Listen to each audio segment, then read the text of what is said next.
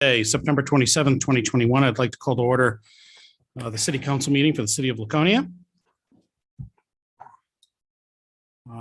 There is a, as most people know by now, there is a Zoom link for this meeting as well. It's webinar ID 861-4631-3216, password 845-841. If you'd like to call in and just listen, it's 1-312-66-6799. I'm missing a number there. That's okay. You can also view this meeting on YouTube at www.youtube.com/Laconia NH. Prior to going, before going any farther this evening, I would like to ask Councillor Hamel if you would be so kind as to lead us in the Pledge of Allegiance. I pledge allegiance to the flag of the United States of America and to the republic for which it stands, one nation, under God, indivisible, with liberty and justice for all. Thank you, Councillor Hamel. Thank you. Joined at council table this evening is our recording secretary, City Clerk Cheryl Hebert, and I would ask her to please call the roll. Councillor Cheney, Here. Councillor Susie, Here. Councillor Littman, Present. Councillor Haynes, Here. Councillor Hamel, Present. Councillor Felch, Here. Mayor Hosmer. Here, thank you. Moving right along to item number 7 on our agenda, which is acceptance of minutes from the previous meetings, regular meeting minutes of September 13th, 2021. Minutes of this meeting were distributed to the City Council on Thursday, September 16th, 2021, with no corrections or changes submitted to the clerk. The minutes will be accepted as distributed.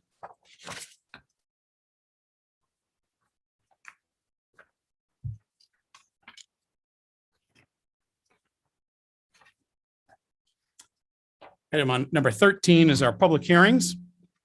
We have a public hearing for ordinance 2021-235-22.7 to amend City Code Chapter 2. Number 9. I always skip over number 9. Thank you very much, Councilor Hamel.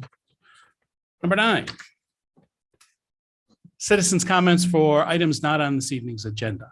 So if there's anyone, is there anyone here this evening who would like to comment on an item that's not on the agenda, now would be the appropriate time.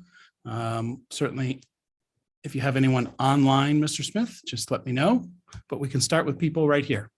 Welcome. Hi. Step right up and you can probably pull the microphone down just a little bit. Are your roads on the agenda tonight? As an agenda item, I don't believe they are. Okay. So you can pull that down, introduce yourself and let us know maybe what ward you live in or where you live. That might be a little low, but wherever you're comfortable. I think it's fine. So I believe it's Mr. Hamel's ward. And it's So this would be Councillor Haynes. Oh, And the Haynes, next sorry. person would be Councillor Hamel. Haynes. Yes. And I'm Teresa DeCormier. I live over on Beach Street in Laconia. And so does my friend over here. We're concerned about our street that sank about 6 inches since 4 years. Our road is in really, really, really bad shape. It's a very short street. There's not much to it. So I believe I woke you up one morning and Mr. Haynes knows who I am. Yes. And we were told that our street was going to be done this year by you folks. Then I find out from the city manager and the other gentleman that came down to look at our road that it will not be done this year because it wasn't approved till last week. Okay, we had this conversation quite a while ago, so I would have thought that would have been on the agenda and would have been done before the end of the year, which was promised, but is not being done. Can you tell me who made that promise? I did. Yep. And that's what I was, That's what he was told. Okay. Yep. And now we're being told it will be done till spring. Okay. And then I was also told, the other issue is the underside of the street is not going to be fixed. So basically, they're just going to throw some pavement over it, so the drainage issues won't be done. The dirt and sand, well, it's mostly sand and rock, because underneath, I actually had a sinkhole last year, the year before it was. They had to come down, dig it all up and refill it. Yeah. So now that's sunk in again, because there's nothing underneath there to stabilize that road. So basically, you're going to be paving it every year. Well, no, you'll do it another 15 years from now, but anyway, so it'll sink another 6 inches by then. But anyway, the fact of the matter is, it's a waste of taxpayers' money if you're not going to fix the issue properly the first time, which we pay. And we don't really get much for our tax money as it is. We get trash pickup. That's about it, really. So I don't think asking for our road to be fixed and the proper drainage is asking too much. It's been on the list for 12 years. And every time we check, it hasn't moved up on that list. Okay, well, thank you very much. I think I have paid a visit to Beach Street. At some point, perhaps maybe we can just address this. Absolutely. Thank you very much. I don't know if it's tonight and when you speak or not, but certainly if that's if you're comfortable and have the facts. I know we've discussed this. We've discussed this matter a number of times within the city. So, and I have, as I said, I've paid a visit there myself with other people to look what's going on. So, thank you. Anyone else in attendance tonight who'd like to speak? Anyone online, Mr. Smith? No, Mr. Mayor. Thank you. Now we'll move on to number 13, which is public hearings. Public hearing for ordinance 2021-235-22.7 to amend the city code, chapter 235 zoning, section 22.7 authority to assess impact fees. Notice of this public hearing was made available in the September 15th, 2021 edition, the Laconia Daily Sun, and posted at City Hall, Laconia Public Library, Community Center, and the SAU. Fiscal impact of this is that the city would end up collecting and the city will collect and disperse to the various department accounts additional sums of money collected. Action on this item may be taken up under unfinished business this evening. So I'd like to open the public hearing at 7:07 p.m. and that would be the appropriate time for anyone in attendance or anyone online to speak to the matter.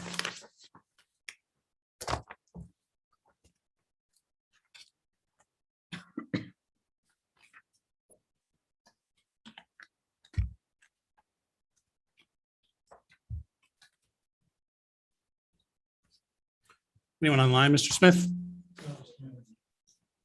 It pains me to open a public hearing and close it in the same minute. But since no one would like to speak and we have lots to do tonight, I'll close the public hearing at 7:07 and 44 seconds. Thank you.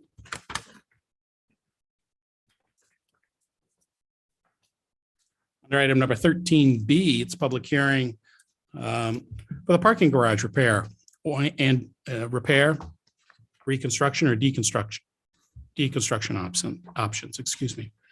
Notice of this public hearing was made available in the September 15th, 2021 edition of the Laconia Daily Sun, posted at Laconia City Hall, Public Library, Community Center, and the SAU. Fiscal impact at this point hasn't been determined because it will be determined by the final scope of the work to be completed. Action on this item will be taken up under unfinished business this evening. So at 7:08 p.m., I'd like to open the public hearing in regards to the parking garage repair or deconstruct options. Welcome. That's going to cost you. Yeah, it'll cost me, really, I know.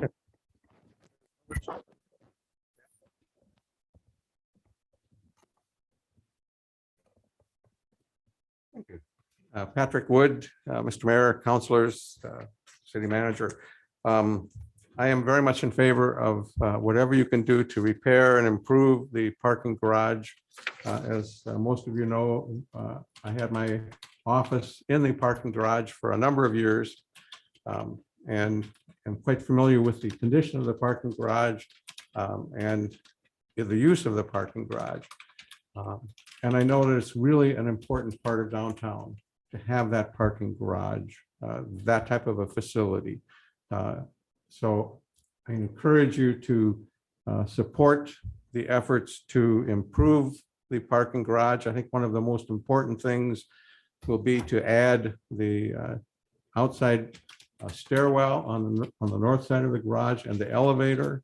Because I think for people who have disabilities or for the young women and men who are at the beauty school and lugging their huge suitcases, having an elevator would be fantastically an improvement over what they have right now. So I'm very much in favor of it. I think it's important that we get started as soon as possible. Obviously, there are a number of things that we have to consider in doing that. Most importantly, the tenants, the occupants of the businesses down below. But I have confidence that you're going to find a way to do it, and I encourage you to proceed with all due speed if you can. Thank you. Thank you very much, Thank you. Patrick.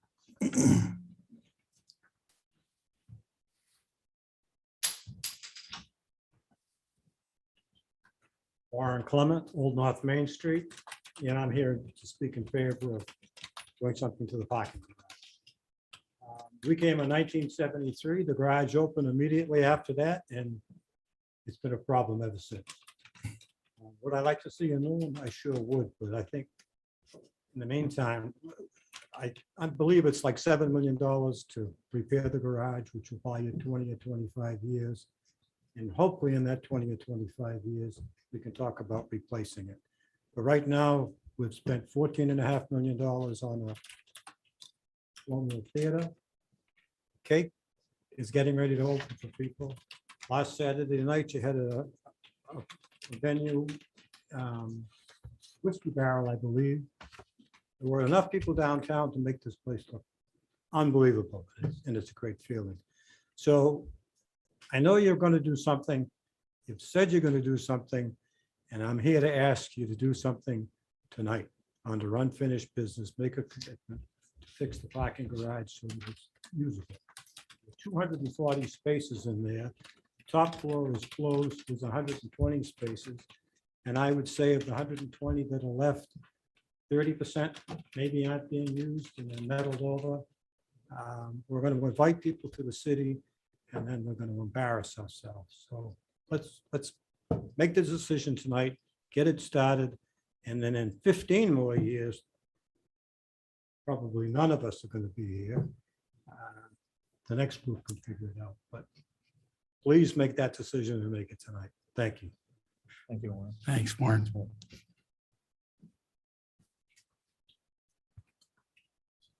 Scott McWilliam, 61 Pearl Street. City Manager, Mr. Mayor, Council, good evening.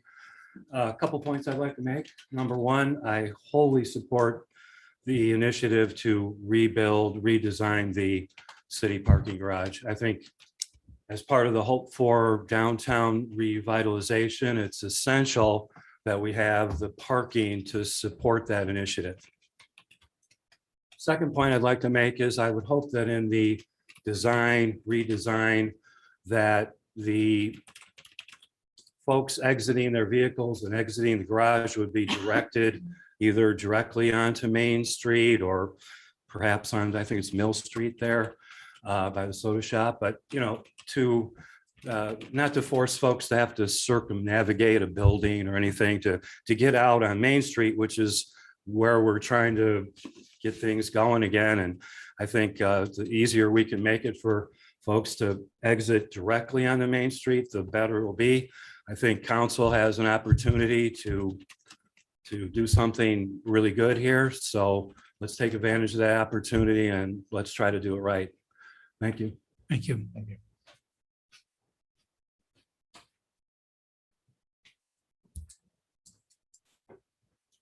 About Sawyer, 520 Main Street. I was the principal at Sawyer's Jewelry for 40 years across the street from the parking garage. And I think I can't speak as to its structural integrity, but it's certainly not inviting and a pleasant place to be. And many of the buildings that are at that end of town are somewhat underutilized. And if you go around to the parking lots, some days they are just totally full. And so we really need the spaces that are in the garage, as well as the fact is they will be the only covered spaces that will be available in downtown. And as you have more residential, or what would you call high-end residential, they're going to be looking for spaces that are elsewhere. And so the garage would be an ideal place to put that together, whether you whether you rent them or however you set up the arrangement. But I am in favor of moving forward. And I agree with Pat because I worked for the DeSangros. Well, Pat was there, and that building definitely needs a lot of attention. Thank you. Thank you.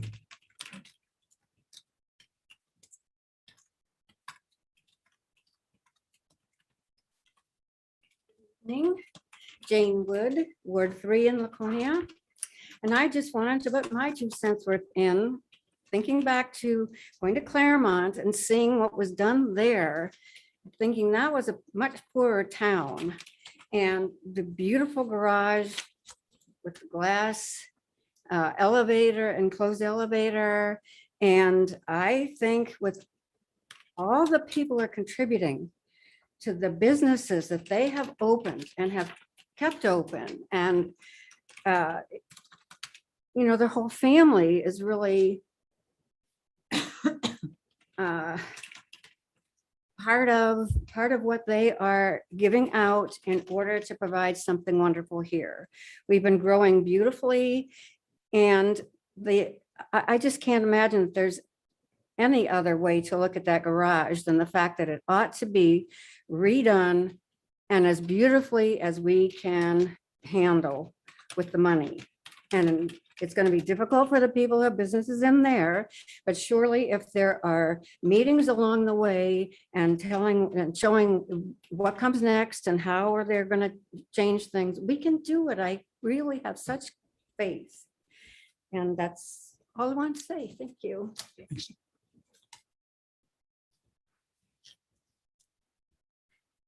Anyone online, Mr. Smith? Mayor? Claire just raised his hand. Welcome, Mr. St. Clair. Good evening, good evening.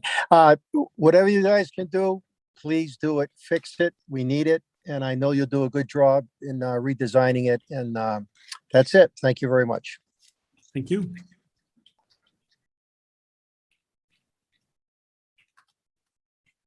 There are no other online members with hands raised.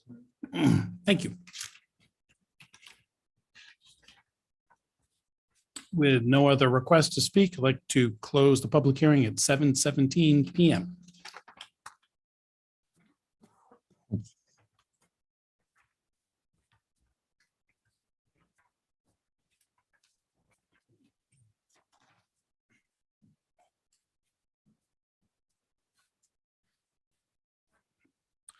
Moving along to item number 15, which is the mayor's report. Keep it brief this evening, and to the extent that, as we all know, the city had a primary on September 14th, required an awful lot of effort to fulfill obligations on behalf of a number of people in the city clerk's office, as well as a number of people throughout the city in all 6 wards. I just want to say great job and thank you to you and your staff for your professionalism, your organization, your timeliness. It was terrific to see it in action, and I know greatly appreciated by all of us who were on the ballot and also all of us who are just voters and residents of the city. So thank you. Moving right along to Councilor. Oh, Could I ask we put off council comments until later? Get, some of the busier things done first. you have a lot to say in the council? I do. comment? Okay, fair enough. Fair enough. So without objection, we can move that right along to as late as you want. Okay. Let's move on to committee reports right now. Are there any committee reports that anyone would like to report on, or liaison reports? Do we have any liaison reports?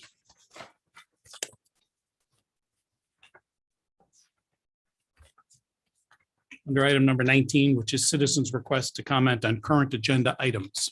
If there's an agenda item you would like to speak to tonight, now would be the appropriate time, both in the chamber as well as online.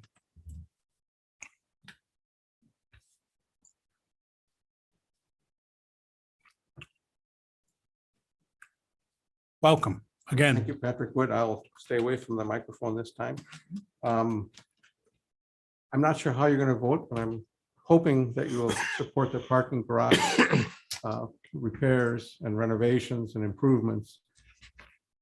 But that goes hand in hand with the second part of that, and that is there has to be a commitment to maintain it. So I ask you, when you vote on this tonight, keep that in mind as well, because that is a critical part of that parking garage. We don't want to see a condition of that parking garage in 5 or 10 years that really has deteriorated. So it has to be maintained as well. So just ask you, keep that in mind when you vote for this. Thank you. Thank you, Patrick.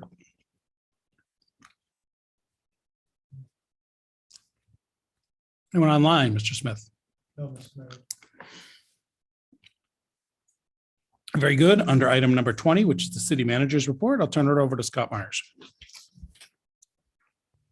Thank you, Mr. Mayor. Included in your agenda packet for this meeting, you have 2 reports. The first one is the project update. I'll focus kind of in a broad brush, but our projects are going on Mechanic Street. Water Department's got projects going on over in the area of McGrath, which they're pretty close to finishing in the paving mode right now, in the area of Clinton and Hill. So we are making progress in all of those, and all are on schedule to be completed this construction season. Park construction, when they're done with their work up in the area of Clinton and Hill, will be shifting over to Elm Street to start the sewer work there. Starting on the Franklin Street end of it and gaining as much as we can this season before we wrap it up, and then road conditions will be all buttoned up and ready to handle the winter in those areas there. The second report that you have in your packet is the economic development report. We're showing a little bit of fluctuation and bouncing in some of the unemployment information right now. But when you compare it to where we were at July a year ago at this time, which is the most recent data we're looking at, significant improvement over where we were July 2020. So the numbers locally and across the state are in the 3% range across the board. The consumer price index, the inflation number for the month of August, continued to run a little bit hot, as it has for the prior few months. So another month at over 5%. It came in at 5.3%. This is one of the components that we used in our tax cap calculation. It's the annualized number through the 12 months in the calendar year. So we are through the month of August. We are 2/3 of the way through the year, and we have inflation running at 3.4%. A couple of other items that are not included in your reports that I'd like to bring to your attention. I will speak to the Beach Street matter. It definitely was intended to be paved this year, and I did tell that to Councilor Haynes, and my apologies that it's not. What was really driving that was anytime we go in and do significant road repairs under federal law, we're required to look at sidewalks and any type of improvements in ADA approvals there as well. As Councilor Haynes knows, it's a very tight street. I think it's about 4 or 5 houses long, sidewalk on one side of the street. And I can think of at least 4 or 5, maybe a half dozen times we've gotten calls, and I know Chief Canfield can confer back there, of people parking on the sidewalk and campers, not RVs, I'm sorry, ATVs, different things, boats on trailers. It's been really tight parking. And as we know, we've been enforcing the no parking on the sidewalk matter. I did reach out to Councilor Haynes after speaking with our Public Works Director about what we could do. And one approach was, if the residents on that side of the street were to agree to have the sidewalk removed. Again, it's basically 4 houses long and a dead end street. And what the approach would be there is to dig up the sidewalk, put down a 9-inch or so gravel base, put a couple of inches of loam over it and grass it over. And that would give a lot more flexibility for the folks on the street with the parking options that they have, because the sidewalk would no longer be there. Councilor Haynes did go out and connect with the residents on the street, got unanimous support from that side of the street to do that, reported back to me. By the time I got back to Wes and we were trying to line up the rest of the work with some of the rain we had this summer, some of the construction delays and lost days that our folks have had, there just wasn't enough time to do that added work and schedule that for this construction season. So we will be looking to schedule that for first thing in the spring as conditions allow. We will take a look at the drainage there as well. The speaker is correct. It's not a complete road reconstruction there. We will certainly do a quality job. It's a relatively flat street, so there's not a lot of shedding of water as it is right now, but we will work with that and do that. But that road was not slated to be a complete reconstruction, but that was the approach we did, and it seemed that the neighbors were supportive of removing the sidewalk and creating more flexibility under that plan. So Again, I apologize for that not occurring this year. Couple of other items for the council's attention. The charter ballot question that was sent to the state agencies, Secretary of State's office, Attorney General's office, and Department of Revenue Administration. Thank you. I got my DARs and my DRAs mixed up there. All received approval, and so that language is good to go. And the clerk has moved that question onto our municipal ballot, and that will be up there for the voters to decide. Regarding the redistricting, again, we're still expecting some more user-friendly and enhanced data to be dropped by the Federal Census Bureau at the end of this week. So we will start that. In the interim, we'll probably want to be looking to schedule some meetings as soon as we know we found the data and start doing that. So for the in the past, we've moved that to the Government Ordinances and Operations Committee, and that's probably the appropriate place. But staff can be as flexible, but we just want to kind of get in and see what we've got and give you the green light that we're ready to go, and we'll start moving on that quickly. You have a printed page that I left on your desk this evening prior to the meeting. This relates to the request from Chaos and Kindness for the fireworks event and with food trucks that they are putting on this Saturday night. As you're well aware, it was a late application coming in, did not necessarily run through the normal channels as it would going through the Parks Commission on an agenda and then coming to a regularly scheduled special events committee meeting to go through the review process and the approval process. Kudos to Amy and her commissioners at Parks for getting them on board, for our special events committee holding a special meeting just for this item on Friday, putting some parameters in place, requiring an escrow check to be received by the city today, which it was, for taking care of police, fire, and any trash related issues at the park. So this is a free and open fireworks show, but those hard costs for the three I mentioned, police, fire, and any trash, and obviously any field related damages that need to be done, we do have a check in hand and escrow for that. As you can see in front of you, the sponsors of the event are requesting that the council waive the fees, and that's a special events application fee, a licensing application fee, and a use of the facility at Opeechee Park, which is a fee that would come through the Parks Commission. So again, this came in, as we all know, late in the cycle. Our agenda had already been published at that point. So that's a request, and I'm looking for direction from the council this evening on if there's a desire to waive those fees, knowing again that the hard cost for the other items are being paid for. So there should be no expense to the city in support of this other than the staff time that we've already invested. Thank you, Scott. Can you tell me the $5,000 in escrow that was received today, that's used to offset any charges above and beyond, say, for instance, there's some damage or some unanticipated expense or a higher expense that would offset that. Is that correct? Yeah, so we've identified a police detail to be there. As required by state law, we need to have fire personnel there when the fireworks are being delivered and then in this case shot off. So that is there as well. My understanding is that it's the intention of the organizers to make sure that the fields are clean and handling all trash.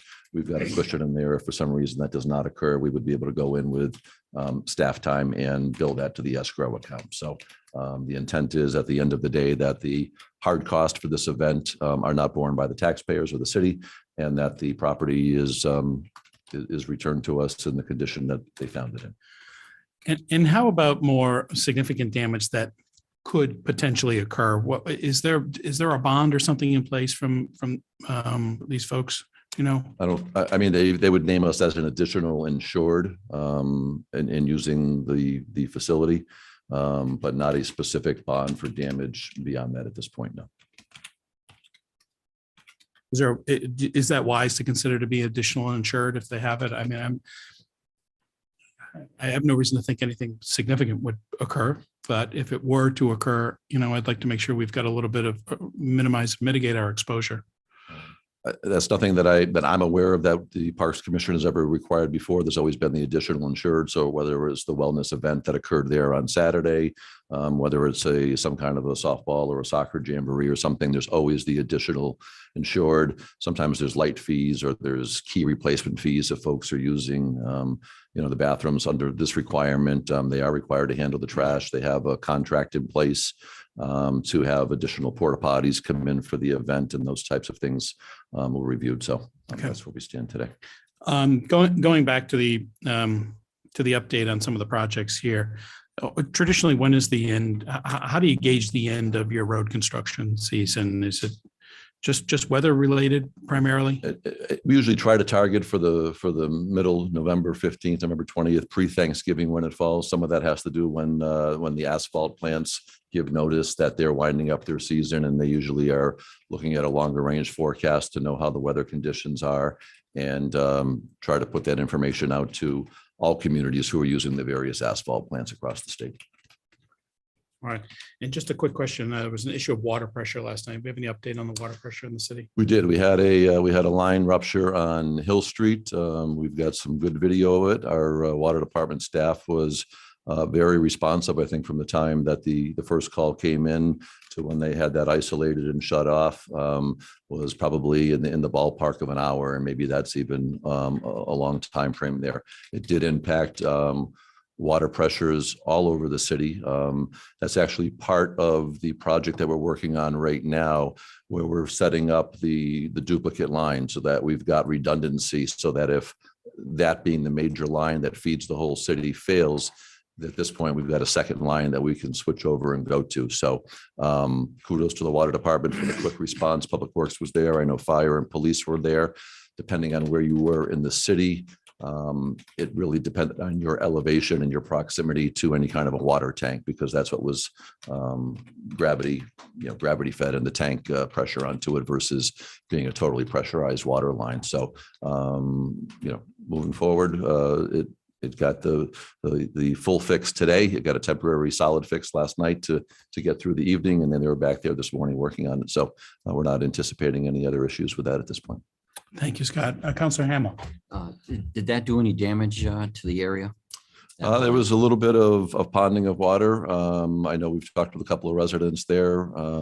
I don't have a specific update as to if anybody was impacted. I know a couple of people I spoke with who live right there who, while they had some water and some mud form in their lawn, did not get anything into their basement. So where it happened on Hill Street, it was flat. So I think the water kind of came up and was able, in a more gentle manner, to disperse itself, different than what happened coming down Clinton Street, which was down a steep slope and in the middle of a heavy rainstorm as well. So kind of apples and oranges a little bit, but we're not aware of any significant challenges out of that.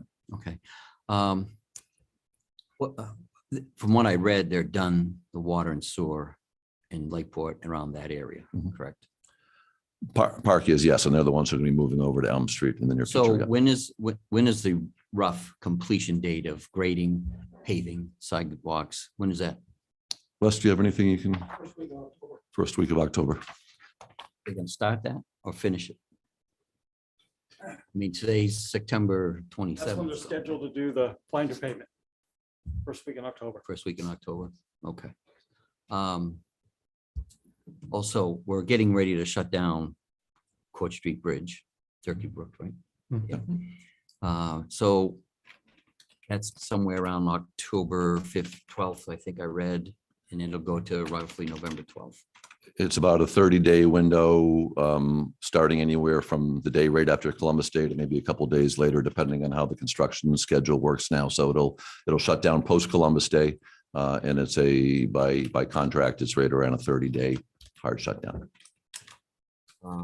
So I thought they had almost all their prep work done. What are they digging up on the edges of the bridges again and through the parking lots and everything else? The water department is running its lines right now because the original plan of how they were going to do that was not going to work going in and into the brook and underneath the brook. So that's where they had to come in and go from underground to above ground to suspend on the bridge and then back underneath. And that was the real challenge. And I think we've shared with the council about, especially with doing some of the groundwater mitigation in there. And you'll see a large kind of a trailer looking thing in the back of budget gas that's really handling all the treatment. We know there's some petroleum in the ground there, and you're right up against the lake there, so you've got a very, very high water table and not a lot of room for error. So that's the reason that the water department had to redesign, reconfigure how they're replacing that line, and then that's the mitigation system that's in the back of budget gas there. Okay, so once that's shut down, I'm sure we have some kind of plan in place for safety services to do their thing on the other side of that bridge. Yeah, I think you had asked me about a year or so ago, and I got data from Chief Biotti, or maybe, I'm sorry, maybe it was Councilor Haynes asked me about a year ago. And I got him data on how many calls we actually do over to that side of the bridge and what the added time frame is for using the bypass and getting up to the nursing home, for instance, as opposed to, and they're really, number one, there were very few calls over a 6 or a 12-month period there. And number two, the added time really was less than, I want to say it was 2 minutes, Chief Biotti. It was less than a 2-minute difference in the call. So we've looked at the data, we've looked at the response. It's really not any quicker. It would not be quicker to have Belmont respond from their proximity. We still can actually get there quicker under normal circumstances than having Belmont come in and respond from their location in Belmont. Okay. Thank you, Scott. Also, the other thing, I'm going to go back to Beach Street. I don't like us making promises and they turn around and say we can't do it. I understand her feelings.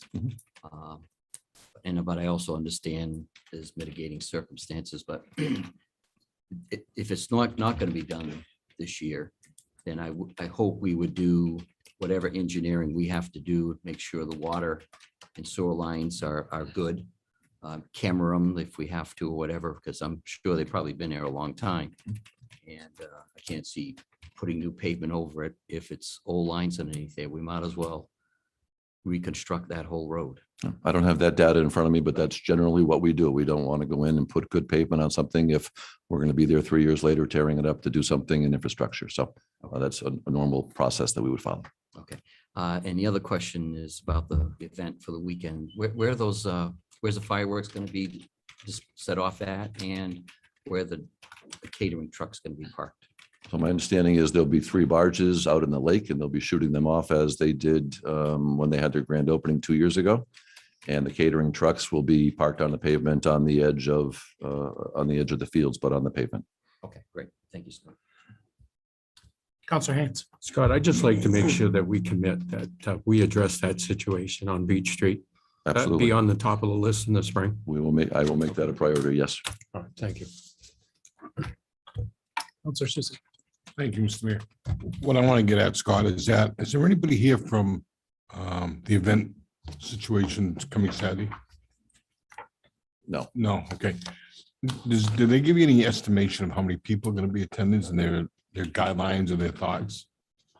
This is a social media event that they put out. The Chaos and Kindness and Recycled Percussion do a significant amount on Facebook and Instagram and other places, do some live streaming. They have a very hardcore following, not only from locally, but across the state and across the country. I can tell you when we had the grand opening 2 years ago, when they utilized the parking lot at O's, we believe that there were, About 8.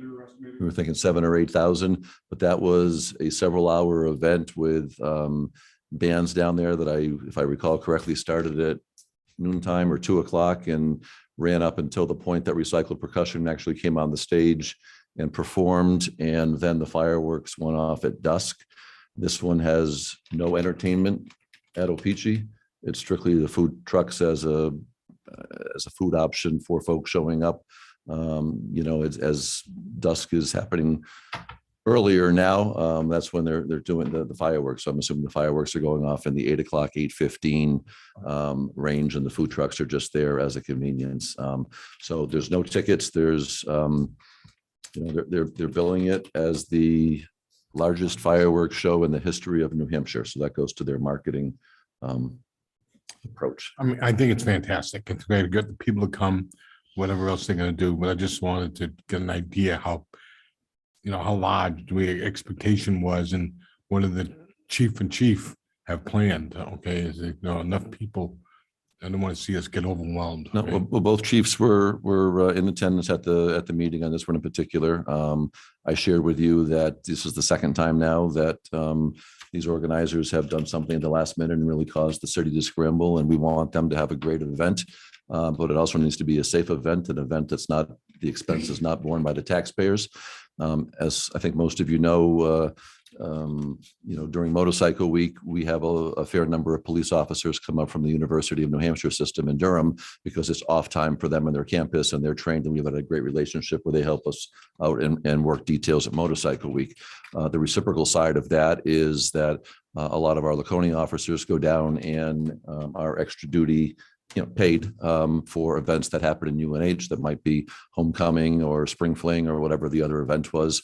And this Saturday happens to be homecoming at UNH. So a large number of our officers have already been committed. So again, this goes to the point that I'm stressing with this organization in particular, that this is the second time now that we've bent over backwards to accommodate so that we can help you with a great event.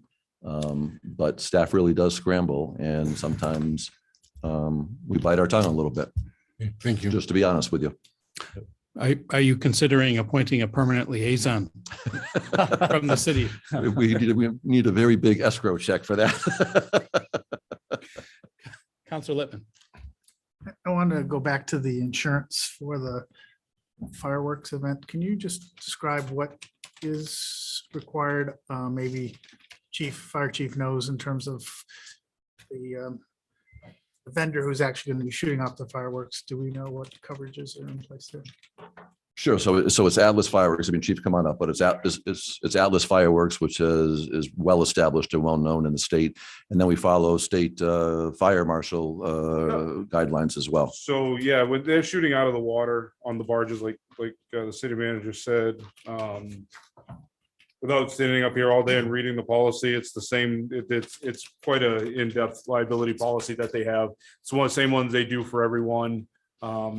So I'm comfortable, it's a pretty established company, so I'm really comfortable with what they do for their shows. Actually, when they added some of their stuff, some of their fireworks, we had them go back and rewrite all their policies and their applications to fit the upgrade that they did. So yeah, certainly we have a copy of it, and it's a pretty in-depth liability policy. So we actually have two. That's a great point, Councilor Littman. Thank you. We have two. There's two insurance policies. One from the firm Atlas that's putting off the fireworks, and then additionally, Recycled Percussion for use of city facility is naming the city as an additional insured. So we've got the coverage there for the park as well as for what happens with the fireworks. And one more thing before you move on, the approval from shooting it off at the lake is really state approval because the state oversees and controls the lake. So certainly the state had to give their approval in order to have this occur as well, even though it's entirely within the boundaries of the city of Laconia. Counselor Susie. Yes, just one last question. Okay, is there any roads or anything else being blocked off or parking restrictions or anything else? The only thing we're going to do is we're going to put down some sawhorses and no parking signs on the easterly side of North Main Street, basically from Oak Street on up to the County Drive. And that's similar to what we do on 4th of July. My office did put a call into North Country Deli, and they are not currently open on Saturdays at this point. So we don't think that there's any businesses other than North Country Deli that's there that would be impacted by a no parking going in the early afternoon. So certainly the athletic club, if they're open, they've got their parking, which will be fully accessible there as well. Thank you. Scott, I appreciate your staff being able to bend over backwards and react to circumstances as presented. And I applaud the fact that we are embracing this type of excitement, economic activity and what have you here in the city. But I also think we're at our best when we can plan ahead. And I think that's pretty much what you've been saying here. So, I think any ideas from the council about how do we establish a relationship where there's good dialogue and we get a little longer heads up so we're not constantly in triage mode here and and we're able to plan. It's great to be the host of the largest fireworks show in all of New Hampshire. On the other hand, that gets me a little nervous that it's going to be a substantial display here. I just, I would like more time to plan. So any ideas as we move forward? So what I was gonna offer, Mr. Mayor, is that Chaos and Kindness has their store in my ward. So I was gonna try and reach out to Justin, and see if we can build some kind of relationship to maybe have whether it's a liaison or something, some kind of advance notice so that we don't get not caught, but to give us more time. Yeah, that would be great, in the unfortunate situation if something were to occur, whatever that might be, I think people will be rightfully wondering, did we plan appropriately? And we're good at this stuff, but I would just like to mitigate that risk as much as possible. And so I appreciate that, Counselor Susie. I think that's great. Counselor Felch. Yeah, so basically in reference to the fees that they want waived, I haven't seen where they ever work with us. As a matter of fact, they're advertising this before they got permission to do it. So I would be happy to waive the fees if they could work with us, but in this case, I don't think they should be waived. I know Justin's motto is do it now and ask for forgiveness later. So he can ask us for forgiveness next time he does an event. So we have an issue on the table right now as to what the city manager is looking for a little direction as to what to do in regards to $825 of fees that has been requested to be waived. Is there a particular motion from a counselor here? Counselor Hamel. I'd make a motion that we do not waive the fees, that we charge them for the fees. I kind of agree with Tony. This is a second time around, and that is their motto because the woman representative came here and actually said that at a council meeting. Okay, there's the motion. Is there a second? Seconded by Counselor Felch. Is there further discussion on the motion?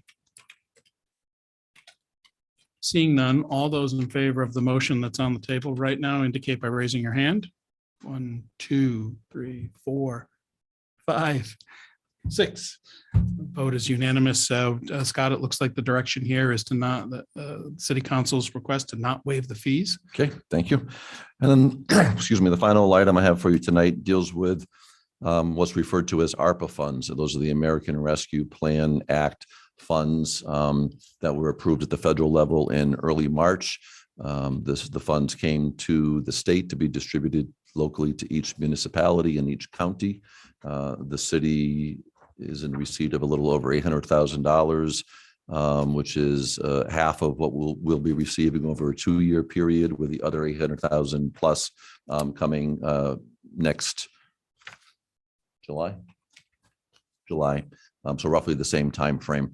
So there's been a lot of back and forth with guidance from U.S. Treasury and working with the League of Cities, working with the New Hampshire Municipal Association, working with the Attorney General's office to try to working with the state and trying to get clarification on, what these funds can be used for, because it's not just money coming without any restrictions on how it can be used. So generally speaking, with these funds, they can be used to support disproportionately hard-hit neighborhoods and for support of tenants and or economic development opportunities. We continue to see a lot of safety nets going between federal dollars and state dollars for nonprofits and small business and tenants. We aren't seeing any uptick in request in our welfare at this point. We're not seeing anything across the board on need for additional Main Street dollars, if you will. Dollars can be used to replace identifiable lost revenue.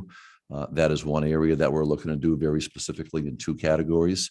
One would be the ambulance revenue, which I've been sharing with you for the last year, that once COVID hit a year ago, March, that we've seen a significant drop off in billable ambulance trips in the area of 30 or so trips a month. That's been very consistent. We're just now maybe into the June, July timeframe, getting back to what our normal trip numbers were going back pre-COVID time.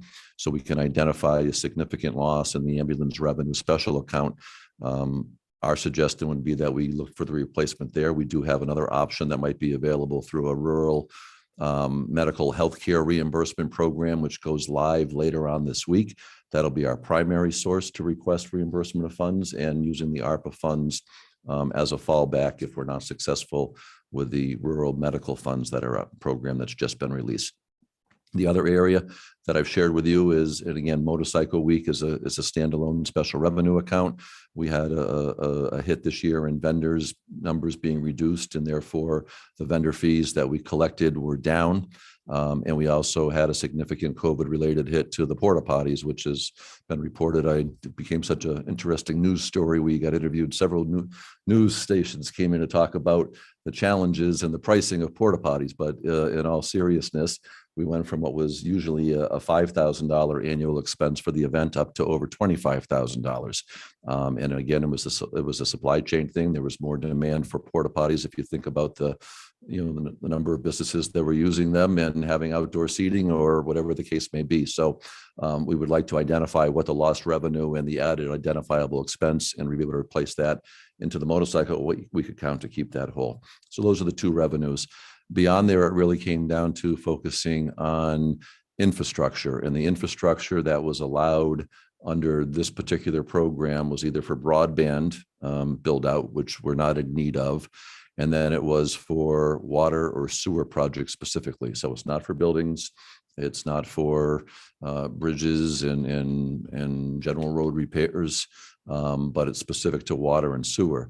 Within there's a component of water that specifically identifies stormwater as being a component of water. And what we feel would give us the best bang for our buck is when we're doing some of these road projects. And again, the magic date was whatever that date in early March is. So any money we've spent post March 3rd, I believe it is, would qualify that we could use for. So the drainage component of any of the projects that we're doing, whether it be Mechanic Street, Clinton Street, coming into Elm Street, and any future projects, we can quantify exactly what that component of the project is. And if we use the ARPA funds as opposed to the general fund dollars to go in and fund that portion of the project, it allows our street dollars to go that much further. So we identify, what the drainage money is, we reimburse through the ARPA funds, and then in the already approved budget, you now have additional dollars that we can see go to streets, which we think benefits everybody, in the city by trying to get more dollars into our street program, which we definitely need. So I'm sharing this with you tonight, just looking to see if there's consensus. There's nothing that's etched in stone, but those are really the areas that we can target some funds. We do have to provide a preliminary plan, and plan's probably more than a 10,000 foot plan identifying glorified bullet points of what our intent is. We do have to file something with the federal government by the end of October. The plans can be modified, so we're not locking ourselves into it. And again, next July or this coming July now, we should be receiving another $800 and something thousand if we need to make modifications as to how we're utilizing the fund. If different things that aren't on our radar right now were to crop up COVID related, we certainly have the ability to be nimble and adjust our approach. So happy to take any questions on that. Counselor Littman. Would like to support what the manager's advising us. I think they've done the manager and the finance officer have done an excellent job in terms of navigating the opportunities for bringing in finances, and I think they're aware of what would be best to take advantage of. So I just like to say I support what you've outlined, and certainly think what you're saying is if things change, you'll come back to us to give us another bite at the apple, so to speak. Absolutely. Thank you. Scott, just a quick question. Are the first funds in? Do we have that, you said? Yes. Okay. So it's 800,000 we have now. 860. 860. So 860,000 that you say that's, what's the total that will come into the So it's coming in a little over 1.7, so half now and half later. We have until the end of calendar year 2024 to spend these funds. So again, the clock is ticking, but it's not ticking at a rapid pace. And beyond there, we could encumber funds and actually spend them out as late as the end of calendar year 2026. So even if we identified a project and had a commitment to go forward and encumbered them, they truly don't have to be spent until the end of 26. So again, there's not a huge rush, but again, the intent is to get some of these dollars working on infrastructure and supporting communities out there. So Forgive me if you mentioned this, how much would be allocated towards the ambulance fund?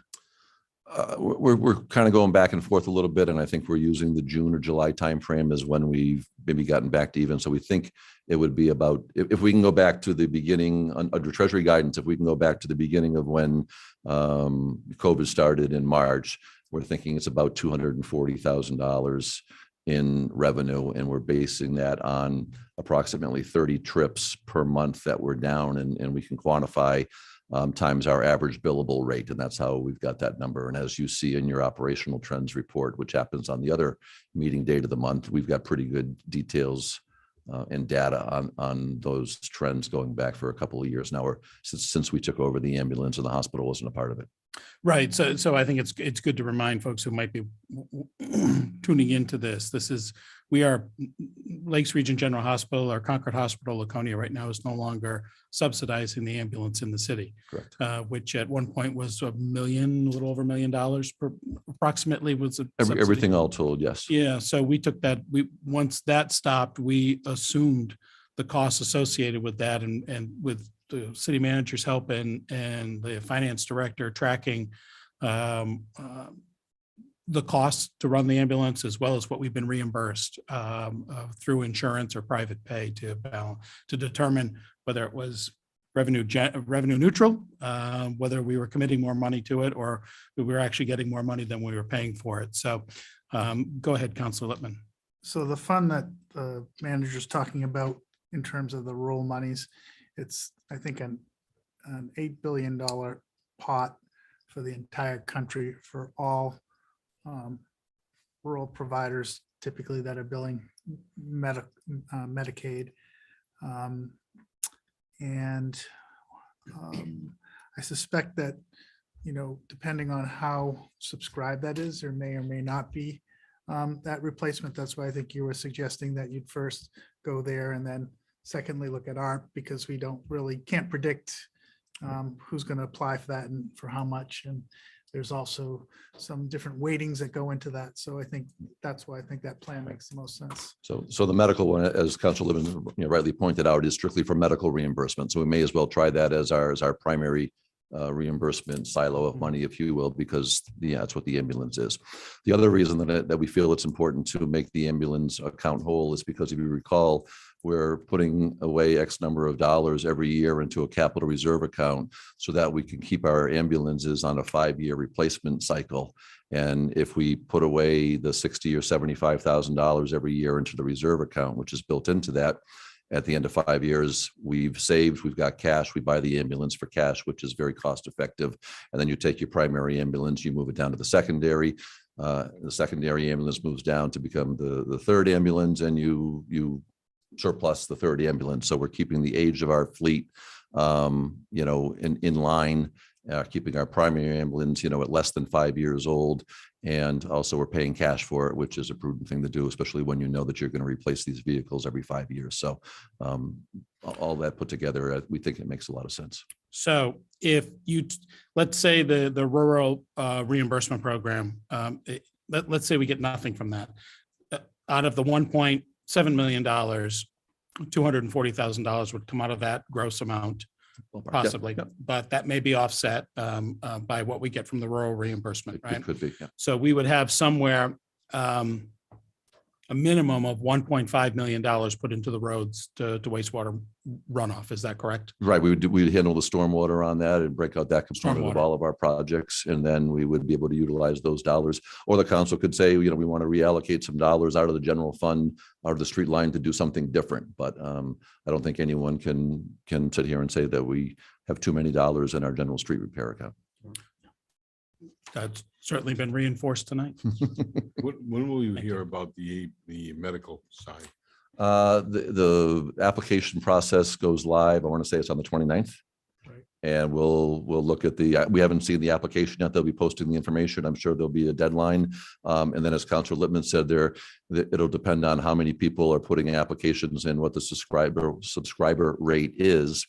And then additionally, and I'm sure Councilor Lippman can speak to it better, based on your billable book and how much is Medicaid or Medicare versus private insurance, you get extra scoring points on the grid if you've got a higher base of federally reimbursed programs right now.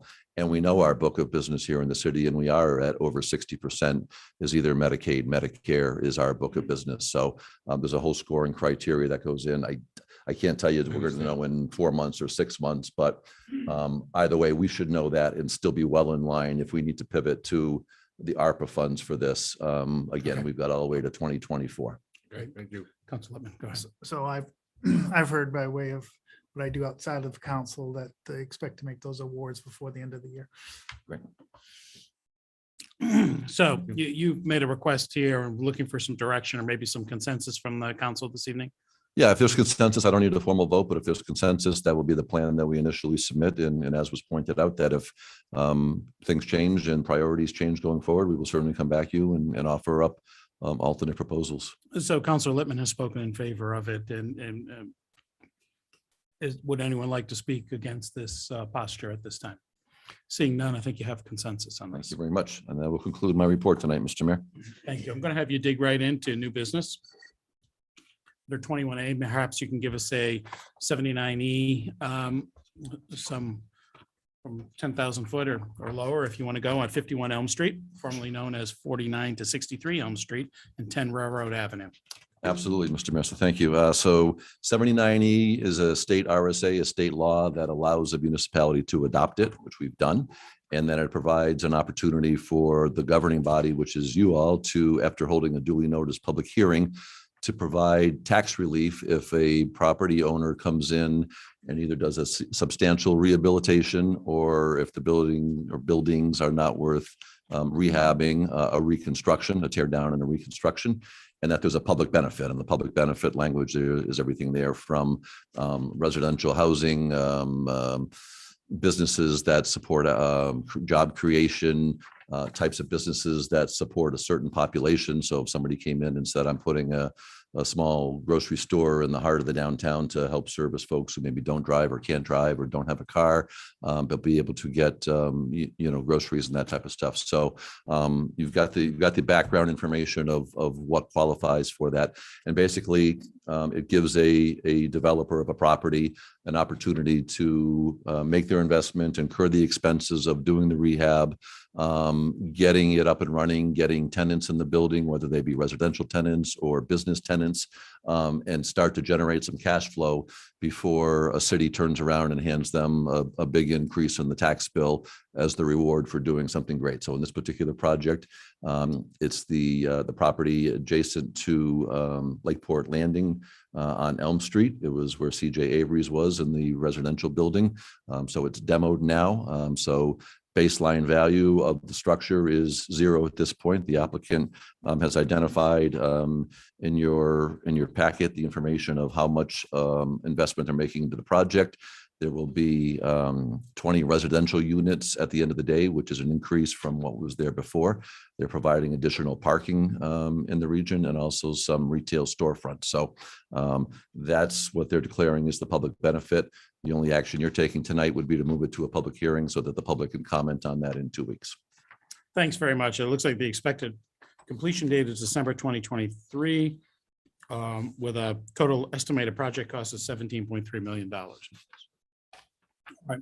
So right now, unless there are any questions for the city manager in regards to what he just spoke to, be looking for a motion to move to schedule a public hearing on October 12th, 2021 during the regular council meeting to gather public input prior to any action being taken.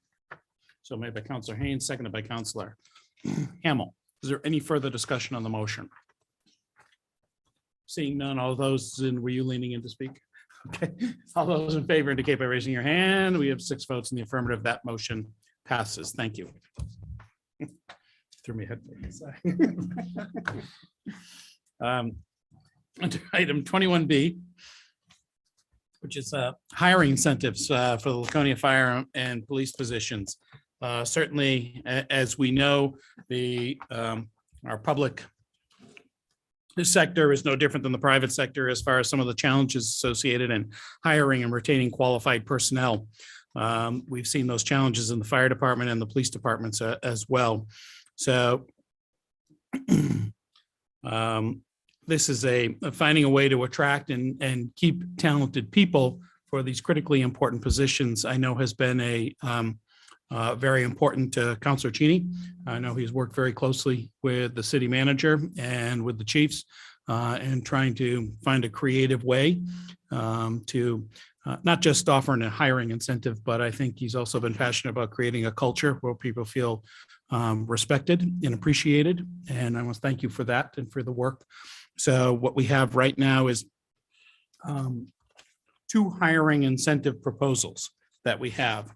I believe we've all had an opportunity to take a look at these, and perhaps if I could get a motion to approve the 2 attached hiring incentive proposals for the Laconia Fire and Police Departments, we can have it so made by Councilor Cheney, seconded by Councilor Felch. Any concerns or questions about what we're looking at right now? Now would be the appropriate time as we discuss the motion on the table. Councilor Felch. I just want to thank the chiefs and everybody involved in putting this together. I think it's a great idea. Thank you. Councilor Littman. I'd just like to hear from the chiefs to talk through their plans and how this plays out. I've read the words on paper, but I'd just like to get their perspective. While they're coming up, Mr. Mayor, can I make a comment? Back in the 70s and 80s, when I did one of those jobs, we'd advertise 2 or 3 positions and get 150, 200 applicants. Last time I talked to the police chief, he told me, I think he had 5 or something applicants. This is critical. And it's not just this hiring. Over the year, we're going to have to look at what we're paying our police and fire to keep them here and to make them understand they are appreciated, that we're not looking to defund them. We're looking to pay them what they're worth. Every one of them, cops and firemen, are willing to risk their lives for us. When the building's burning and I'm taking off, his guys are going in the building. I've watched a few of them in my day get blown back out the door with whatever that back blasting is. I've watched a lot of cops when the shots start getting fired, heading to the sound of the guns, not running away like the rest of us tend to do. And they need to be respected for that. Thank you for that. Thank you, Councilor Cheney. Thank you for your commitment to the law enforcement community, and certainly your perspective and passion for these issues is greatly appreciated. Chiefs, welcome. Right. Thank you for having us tonight. Thank you for that, Councilor Cheney, and thank you, certainly for getting this on the agenda tonight, City Manager, as well. I think certainly, both of us, we're neither one of us come up here and sound the alarm that, the sky is falling and things are going horrible. This is one of the things I can easily say is a critical problem in the state right now. I currently have 2 vacancies, and I have 0 applicants for it. They've just completed a state test for physical agility, and I had nobody off that as well. I'm averaging 1 to 2 applicants per vacancy. And I will say I'm very fortunate that the 1 or 2 that we've gotten, we've been able to hire some really quality applicants.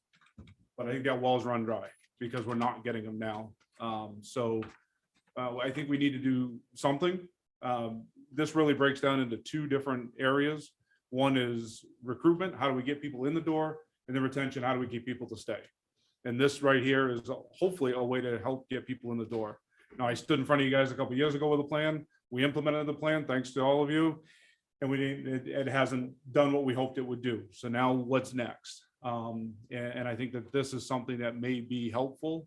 I'm hoping it's helpful to get people in the door and to get more applicants. So I really appreciate this ability to do this tonight, and hopefully it makes a difference moving forward. Thanks, Chief. Chief Canfield. Yeah, certainly. I appreciate this opportunity. I appreciate the support for this.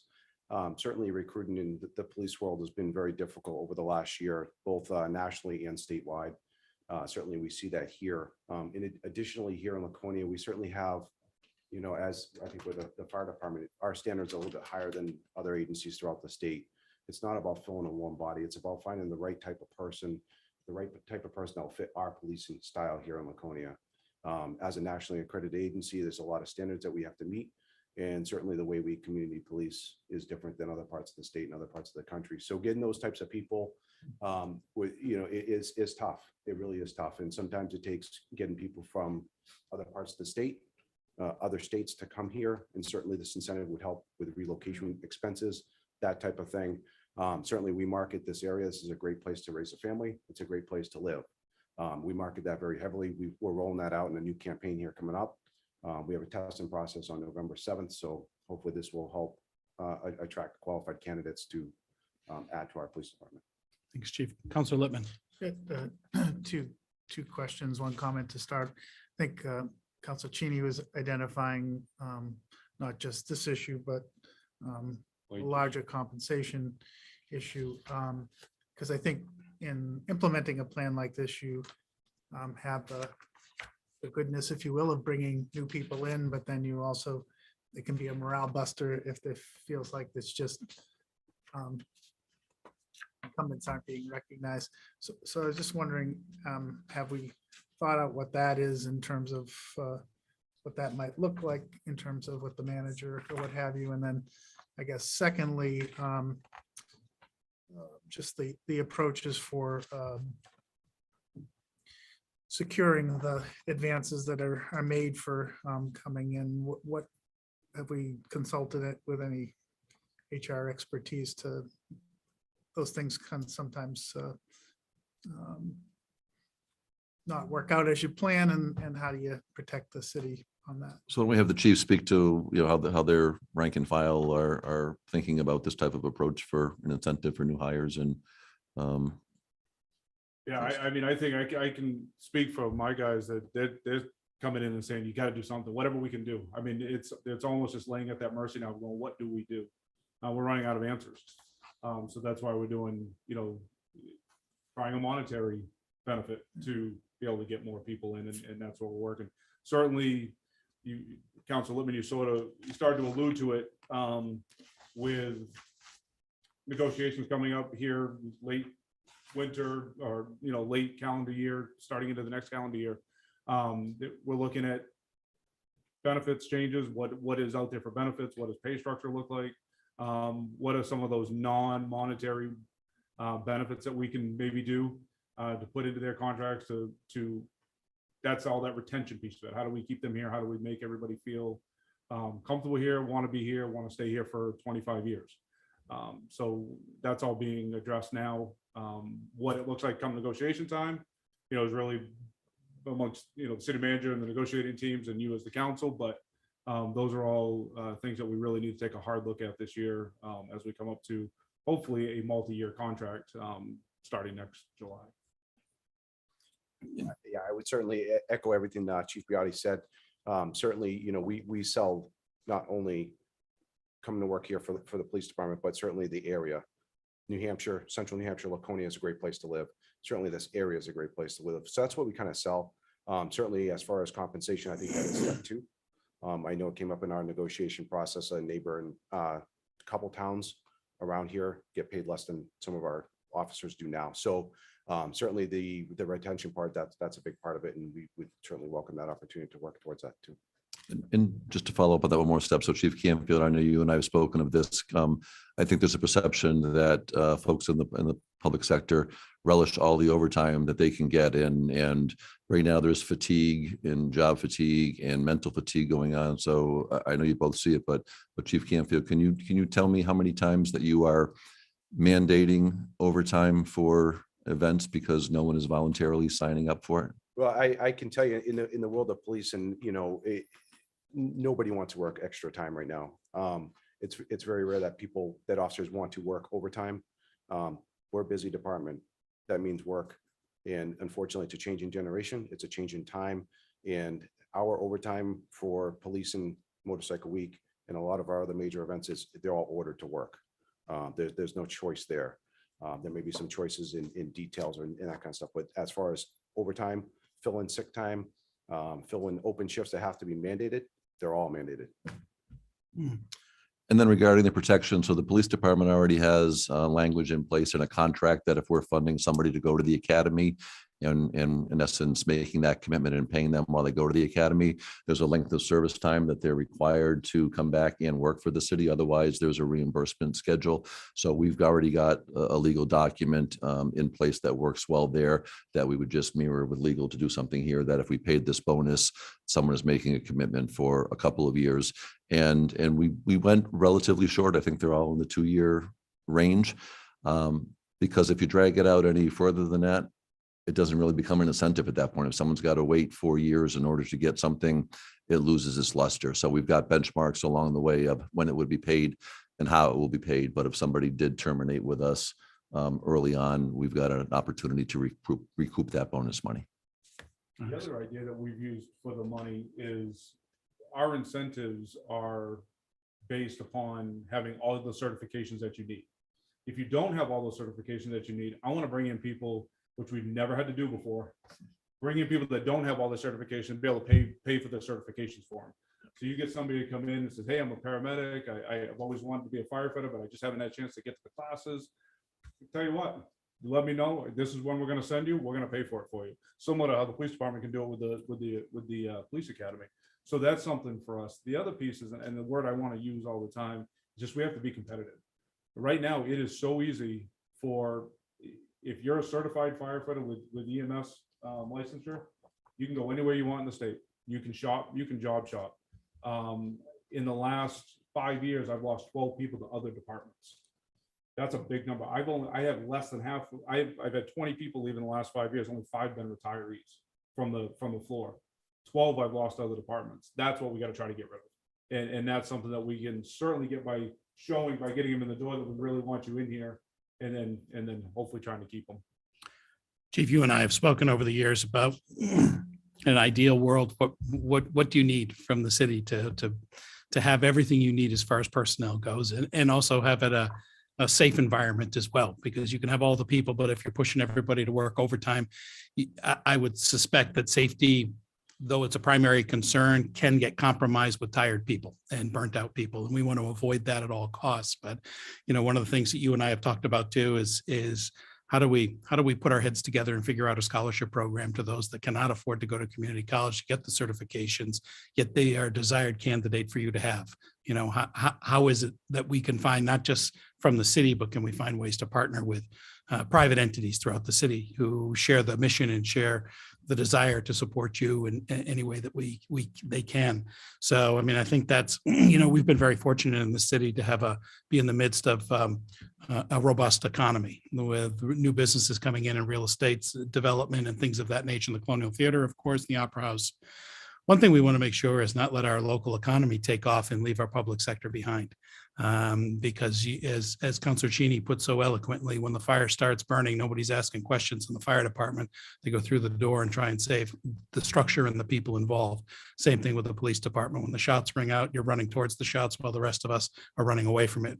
So we don't want to lose sight of that fact that one of the great things in our community is a strong public sector, which includes our teachers, includes our firefighters, and certainly includes our police. And I think I'll speak for everyone up here.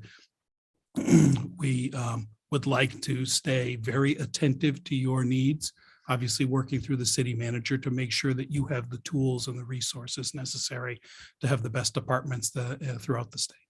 Thank you. Well, thank you for your support. Councilor Lippman. I know in the Hewitt Center, you have, there's a law enforcement curriculum in terms of the opportunities to expand. Because I think getting kids early, like for example, in the health professions in the Hewitt Center, we know when we invested in the advanced manufacturing, we saw a huge increase in kids that were willing to get into that. Like I think we went from 5 to 50 in like a year or something like that. I guess that's something else I think that, not tonight, but we ought to talk more about, and also with the school board in terms of what can be done to expand our offerings there to encourage people to come. They are working on an EMT program over there now, similar to their LNA program, because either you get out of there with your LNA, maybe you go into being an LNA, or it piques your interest to go to nursing school. if all you have is your EMT, but it might pique your interest in getting into the fire services. Just like the police one over there will get people to pique their interest in being police officers, so. Yeah, certainly Easier. there's the Hewitt program has 2 years. It's got year 1 and year 2 of the criminal justice program retired by someone that retired from us. We participate in that program a lot. We go over and teach. We also work with a number of different colleges in promoting that with their criminal justice programs. You see a lot of the criminal justice programs shrinking. We do have a couple of our CROs that we're interested. Not everyone works out. We do have a potential, one down the road, but certainly it takes time to in a continual basis on that. So It's nice to home grow some of these people. absolutely. So we have motion on the table right now. Is there any further discussion or questions of the chiefs we have this evening? One for the manager. In terms of we hadn't identified the manner to pay for it. Have you figured that out at this point? Yeah, I mean, as you've heard, there's 2 vacancies in fire right now. We've had ongoing vacancies, so a several $1,000 hiring stipend is certainly easily found within existing salary line items. Motion to approve. We already did. I think we got the motion. Then I Call the will- question. Yeah, Call the question. Call the Terrific. question. All those in favor of the motion on the table, please indicate by raising your hands. That's 6 votes in the affirmative. The motion passes. Thank you very much. Thank you. Moving on to item number 21C, which is a sale of unique property. Scott, what is this unique property we'd like to sell? Where is it? Because I can't find. I couldn't figure it out on the map. It said there's Either. nothing on it that's highlighted. Yeah. Okay, so let's talk about, under under chapter 183 of our city code, it usually deals with the sale of tax deeded properties. Okay. And this was a property that we did take for tax deeding, but I'm bringing it to you as a unique property. So normally if we declare something as surplus or it's tax deeded, we come here, have a public hearing, and then you direct me as to how to handle it and if we look to sell that. So this particular property we took for tax deed purposes back in the 1990s. And it is over adjacent to Pickerel Cove in the Weirs, so off of Paugus. So if you look from left to right, Hillcroft Road and Hargland Lane are the 2 streets that go in around and connect to Hilliard, and that's where Pickerel Cove is. So that's the railroad trestle bridge that if you're coming out of there, you've got to have a small enough boat to get out there, and you go along. So Hilliard is your main artery road, so it kind of parallels Hilliard going up. So lot number 15 is the one that we took for tax deeding purposes, and that is the association beach with deeded beach rights, like there are several here in the city, for the residents on Hillcroft and Hargland. It's not a buildable lot, even though it's on waterfront. We own it. They all have the right to use it. Coming in on Birch Haven and Indian Path, those are private roads and there's a gate there. So the general public has no way to access it, nor do they have any right to do it because it's a deeded beach right for 40 some odd properties on Hillcroft and Hargland. They've approached us about neatening this up. They have a legal right of way to get in there. They use it. They'd like to be able to make small improvements, put a kayak rack, maybe, put a fire pit or a grill or something, just do small things on it. And again, it's not a buildable lot. The city has no reason to maintain ownership of that lot because it only benefits those 40 some odd houses who are in the Pickerel Cove Association at this point, Laconia Pickerel Cove Association. So this is really, in one sense, neatening up just a stray orphaned property that's out there and getting it to its rightful ownership. They would understand that if anybody else came along who had deeded rights in their deed along Hilliard or Bobby's Way or anywhere else, that it's their responsibility to, if someone's got a legal right to be a part of accessing that beach, that's their responsibility. And they're able to make some small improvements as they see fit. So in declaring it unique, what I'm saying to you is there's really only a limited scope, or in this case, a very limited party who has a vested interest that makes sense in taking ownership of this parcel. And that would be the Laconia Pickerel Cove Association. So rather than go through the normal process of advertising it in sealed bids and highest bid, which would be our normal process, this section 183.5 of the city code identifies this unique property, and I need to bring it to your attention and justify why I would recommend that we classify it that way. And then you can authorize me to complete the sale directly with that one party I've identified. Thank you, Scott. So when we took this property in the 90s, there were taxes owed to the city. Yes. And any idea how those taxes, were they ever paid, how did that resolve itself? They weren't paid because that's why we took it, and therefore it was never paid, or the deed was never reverted back to anybody. So there's no payment. I think it was about $1,900 and change, a little under 2,000 was the value of the taxes that weren't paid on it at that time, and that probably encompassed 3 years of taxes. So my question to you, and I don't mean to be a fly in the ointment here, is why wouldn't we sell it for the amount that was owed back in the 90s? Generally speaking, when somebody has deeded beach rights, the value that we put in their assessment is already reflected there by the fact that they have a deeded beach right. So by turning this over, this all of a sudden doesn't become $1 million waterfront lot.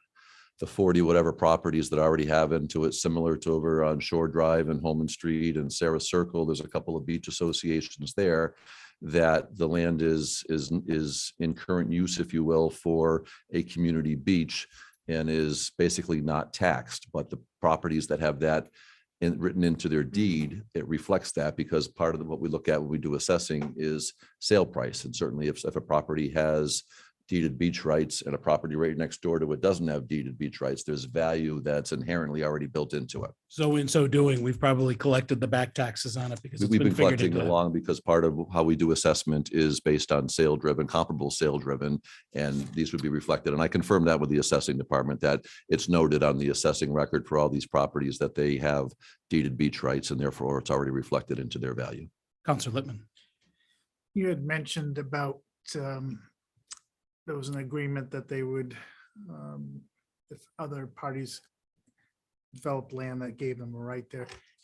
I've observed my time in the city that those sometimes agreements are difficult to work out as years go by. I think want to make sure that we document that well, so that anybody who comes along later doesn't end up having a problem and we're in the middle of it.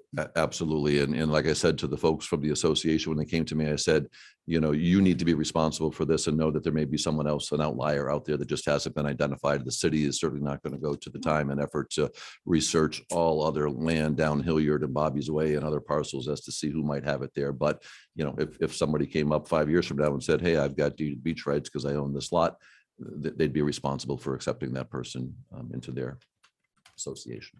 Thanks. I think the responsibility is yes, but I think in terms of something, whether it's in city records or at the Belknap County level, that those things, are good things to formalize. That'd be my intent, is to have language like that formalized so it stays with the property. Thank you. Counselor Hamel. So clear something up, Scott. So since 1994, when we took the land over, has a portion of this piece of property that we're looking to sell been added to their taxes? Property It's been in their deed, so it's been a part of the value of those 40 whatever individual properties on Hardland and Hillcrest. So their property taxes are. It's reflective of the fact that Been they've got that. divided for this piece of property. Think of it this way, like I said, if you've got beach rights by deed, that adds inherent value to your property. And if you were the last house on a street that had it, and the house next to you didn't have it, and you were two identical houses, 3-bedroom, 2-bath capes, inherently the house that's got the deeded beach rights is going to have added value to that, and that's going to reflect in sale prices, which is part of the comps that we look at. So we feel that anything that's been happening with sales out there where these properties have the beach rights has been reflective for years. And to try to go back and say, well, what is $1,900 in taxes that were due in the 1994, with interest and penalties and do it and come up with a nasty number when we feel that we've been assessing them reflective of its true value all the way along doesn't make a lot of sense. So have they been using this beach right along? Yep. They've been using it and they've been taxed on it. And no one's questioning it. And the road that leads into it Birch Haven, they have the handful of houses that don't have waterfront on Birch Haven. They actually have their own community beach as well. It's about 6 lots up from this. So it's there's 2 different community beaches, one for Birch Haven, and this one belongs to Pickerel Cove. And they've got a 30-foot easement right of way that comes down off of the end of Hillcroft where they can access over onto it and get there. And that's by deed as well. So Okay. It's good. Counselor Hamel? Yes. Good. So we have potentially 2 motions here. And the first motion, we'll be looking for someone to move to accept the written recommendation of the city manager that lot 180/516/15 has unique characteristics and direct the city manager to enter into a negotiated sale of the property with Laconia Pickerel Cove Association as a single private purchaser for $1. So made by Counselor Cheney, seconded by Counselor Susie. Is there any further discussion on the motion? Counselor Lippman. In terms of the closing costs, are those passed to them? This would come under just our general legal counsel retainer that we have anyway, and the city doesn't pay any transfer tax when we do that. So I would not expect that we would have any out-of-pocket expense on this. I could certainly make it if we had any out-of-pocket expense that would be borne by the association. But if there was any, I would expect it to be minimal. So if you're accepting of a friendly amendment, that if there's any out-of-pocket expense on behalf of the city, that would be paid for by the purchaser. Would that be a friendly amendment you'd accept, Counselor Cheney? Okay, all right. Any other discussions on the motion as amended on the table? Seeing none, I'd ask all those in favor to raise your hand and indicate. 1, 2, 3, 4, 5, 6 votes in the affirmative. That motion passes. Second, we're looking for a motion to move to authorize the city manager to sign all documents related to the sale of this property. So made by Counselor Cheney, seconded by Counselor Susie. Is there any further discussion on this motion? Seeing none, all those in favor indicate by raising your hands. 6 votes in the affirmative, and that motion passes. Thank you. Moving on right now to item number 22A, which is a discussion of the parking garage, whether the city will consider repairing it or deconstructing it and looking at the options before in front of us.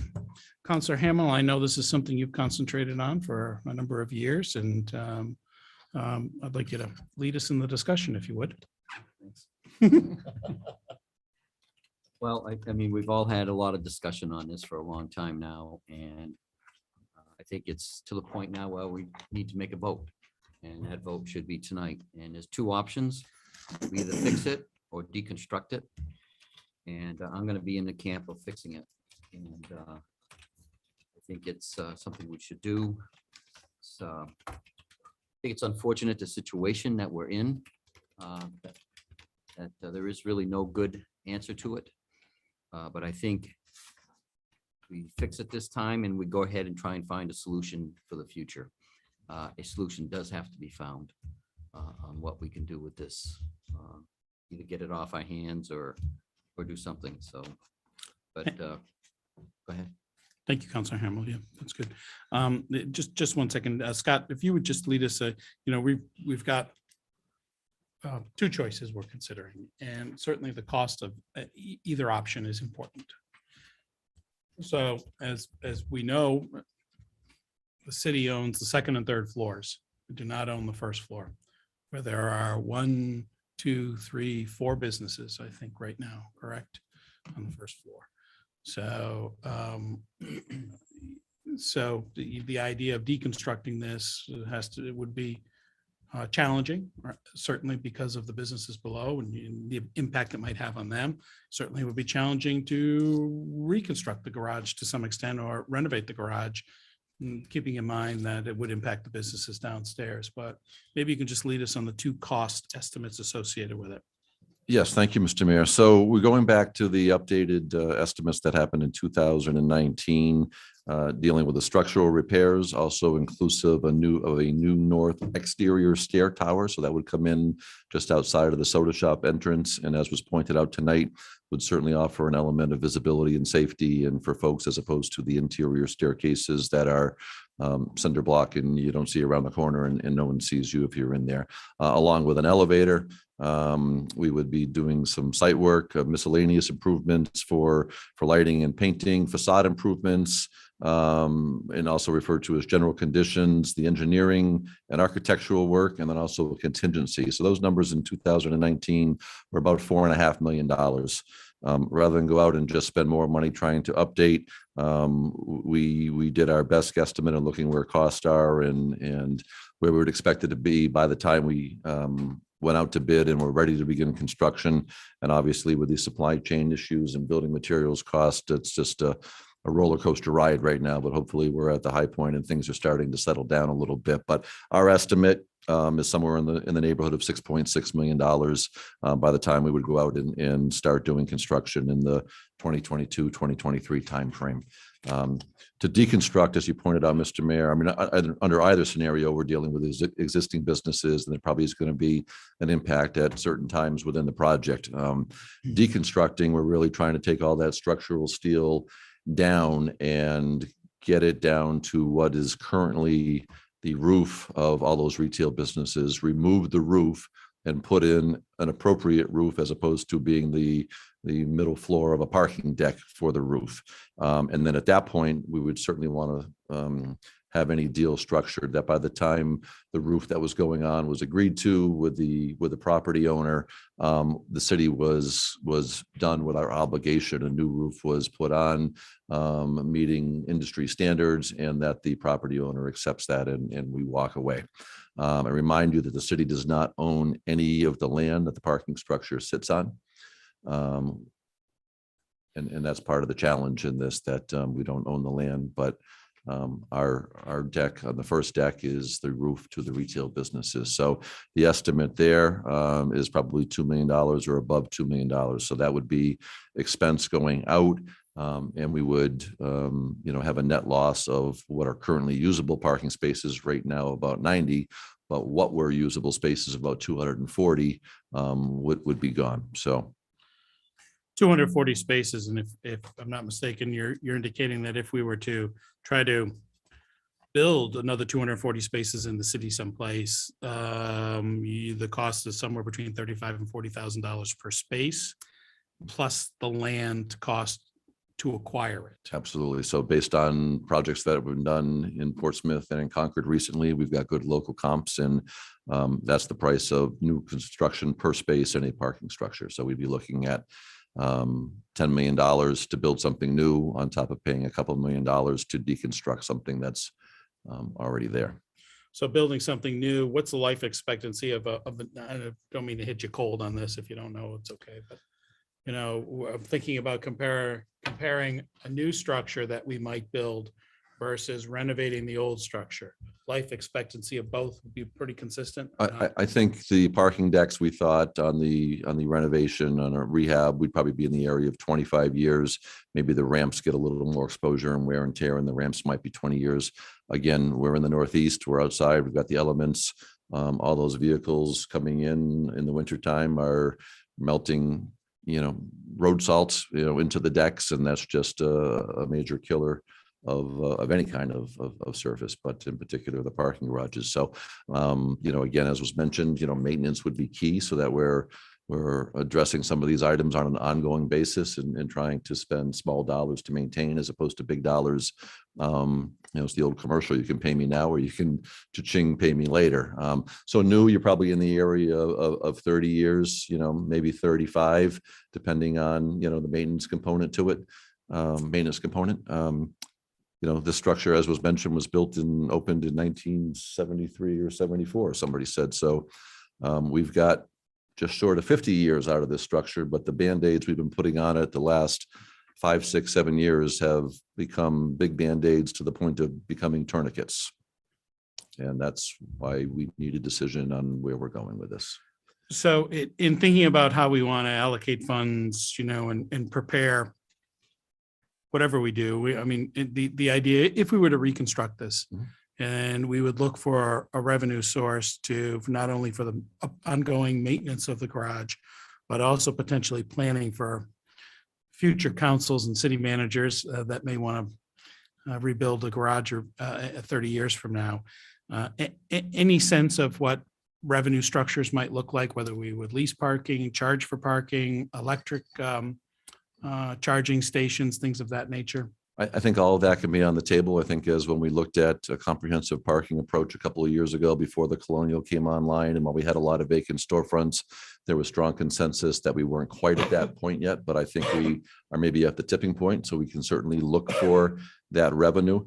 If we were to go out and bond, $6.6 million for 20 years, there's probably, depending on interest rates, a 30 or 40% add-on to that project. So we're in the 8 million plus total expense over a 20-year bond. You're somewhere between $400,000 and $450,000 a year for 20 years, again, depending on your interest rates and where your final number is. So I know a big concern is what would we be squeezing out if we were trying to do a parking garage. Just very rough numbers when you want to think about new assessed value coming on in the downtown. We've got the condominiums that are coming in at the Colonial Theater, 9 of them, and based on real estate trends, I don't want to throw numbers out, but I would think conservatively the 9 condos and the 4 storefronts should come in with a $2 million plus new taxable base coming in to the city tax records. We've got the rectory, which sold, which was not on the tax roll prior to this. That's now on the tax roll. We've got the Holy Trinity School that we've sold, and we've got a less than 2-year window to have 12 or 14 apartments get constructed there, and that value has not been on the tax roll ever. So conservatively, you're probably thinking that there's going to be somewhere in the area of $4 million of new taxable property just with those structures right there, let alone whatever other enhancements are occurring, not only in the downtown, but across the city. But part of the reason I'm focusing on the downtown is that we look at the downtown TIF district as a possibility. That TIF fund is paying part of the Colonial debt right now. But if value like this continues to grow within the district, it certainly has some capacity to be maybe handling a part of the cost of this project. Additionally, and I didn't bring my budget book up here, but if you look at our debt schedule on the finance page of our budget book, we've got 3 bonds totaling of payments right now, a total of $400,000 a year that are falling off. One at the end of this fiscal year is about $160,000 or $180,000, if memory serves me. At the end of next year, next June 30th, the second one falls off with a similar amount. And then we've got the LED streetlight bond that is falling off. So there's about $400,000 in debt service that is coming off in very short order. And again, how we structure this on when it hits a budget, and is it generally just a partial year's interest and no principal the first year? Are we able to line it up where some of that debt service coming off is now repurposed, if you will, towards this? So it's never something I relish to say when a council says, go find out how we're going to pay for a $6.6 million project and not squeeze out other needed investments in staff, as we already spoke about tonight, or other street projects and those types of things. I think it's manageable based on where I've just outlined a few things to you right now. Councilor Lippman. So I think the discussion about having reserves to maintain it, that I think if we vote for that, I think that's part of where we're going with that. But I do think, I think I mentioned this previously, I don't think that we have to be as conservative on a 20-year amortization on this in terms of what the bond would allow for. And I also think we can look at a customized amortization schedule like we did with the school when we built the entire middle school. So I think those are things that we can look at to make it more affordable. In terms of revenue to offset it, I think we still have a little bit of ways to go before, this kind of bringing this online with, new revenues and the interest in paying for parking, right? It's, I think, if you look at all the municipalities major municipalities that have garages, whether it be Dover or Portsmouth or Concord. None of it's free, but on the other hand, they're a little bit further ahead on some of their development. So I think tonight we should consider moving ahead and defer the revenue decision until we have a little more information.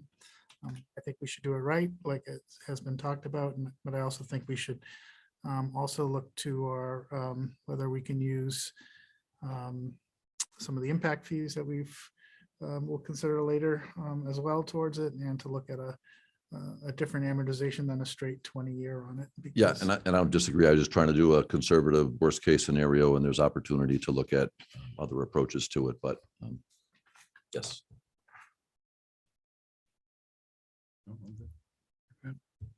Counselor Cheney. I support going ahead with this project. I'm not sure we know the real cost of taking down the building that's there, the garage that's there. I hear the manager talk about putting a new roof on and then walking away. I'm not sure we're going to be able to find a business owner dumb enough to say, yeah, okay, I'll take over the roof if he's got us hooked for a lifetime to take care of his roof. So, I mean, I just think there's so many hidden costs here that we haven't given any or can't see that add to the dollar amount that it would cost us to take that down. I think some long-term expenses would include maintaining a roof. Because like I say, I can't believe any one of those folks would say, yeah, okay, I'll take it over. And because I got you on the hook, I'll be nice about it and take you off. So I support it, and I think we should all consider the fact that the 2 million or whatever it is dollar amount to take it down is probably a more conservative number than most understand. Thank you, Counselor Cheney. So also, I think Council Cheney, a good point you make is that the way that 2 million would hit us in terms of the budget, it would be more impactful in the short run in terms of impact on people's tax. So I think we can figure a way to fit this under the tax cap and do other things at the same time, like we have for the last 17 years. That is an excellent point, Counselor Cheney. You're absolutely right. We got $2 million hitting us, and we've really got nothing to show for it but airspace. But also the timing when it would hit. Sure. Yeah, right. One other thing is that, and I think we mentioned at the last meeting, and I'm not sure how this gets set up through the finance and all, but now's the time to be doing the bonding if we're going to, because the rates are real low. We should take advantage of that in any way that we can, because that ultimately helps us all out. Because they're not going to stay this low forever. We know that.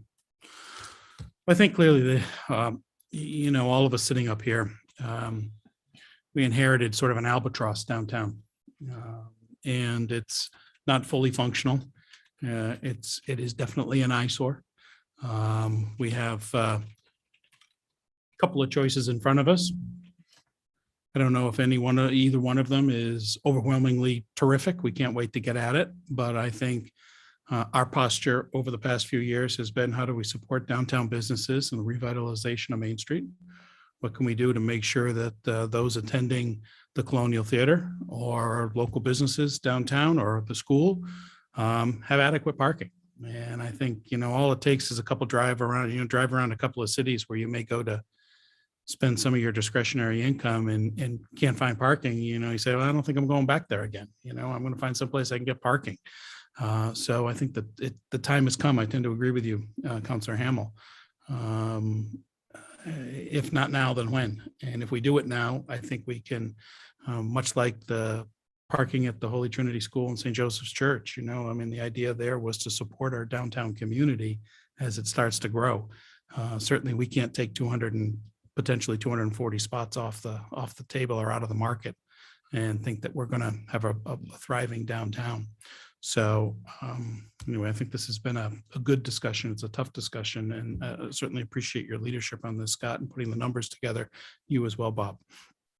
So what would you like from us, Scott? It sounds like there's at least consensus consensus, if not unanimity, council table to pursue this further.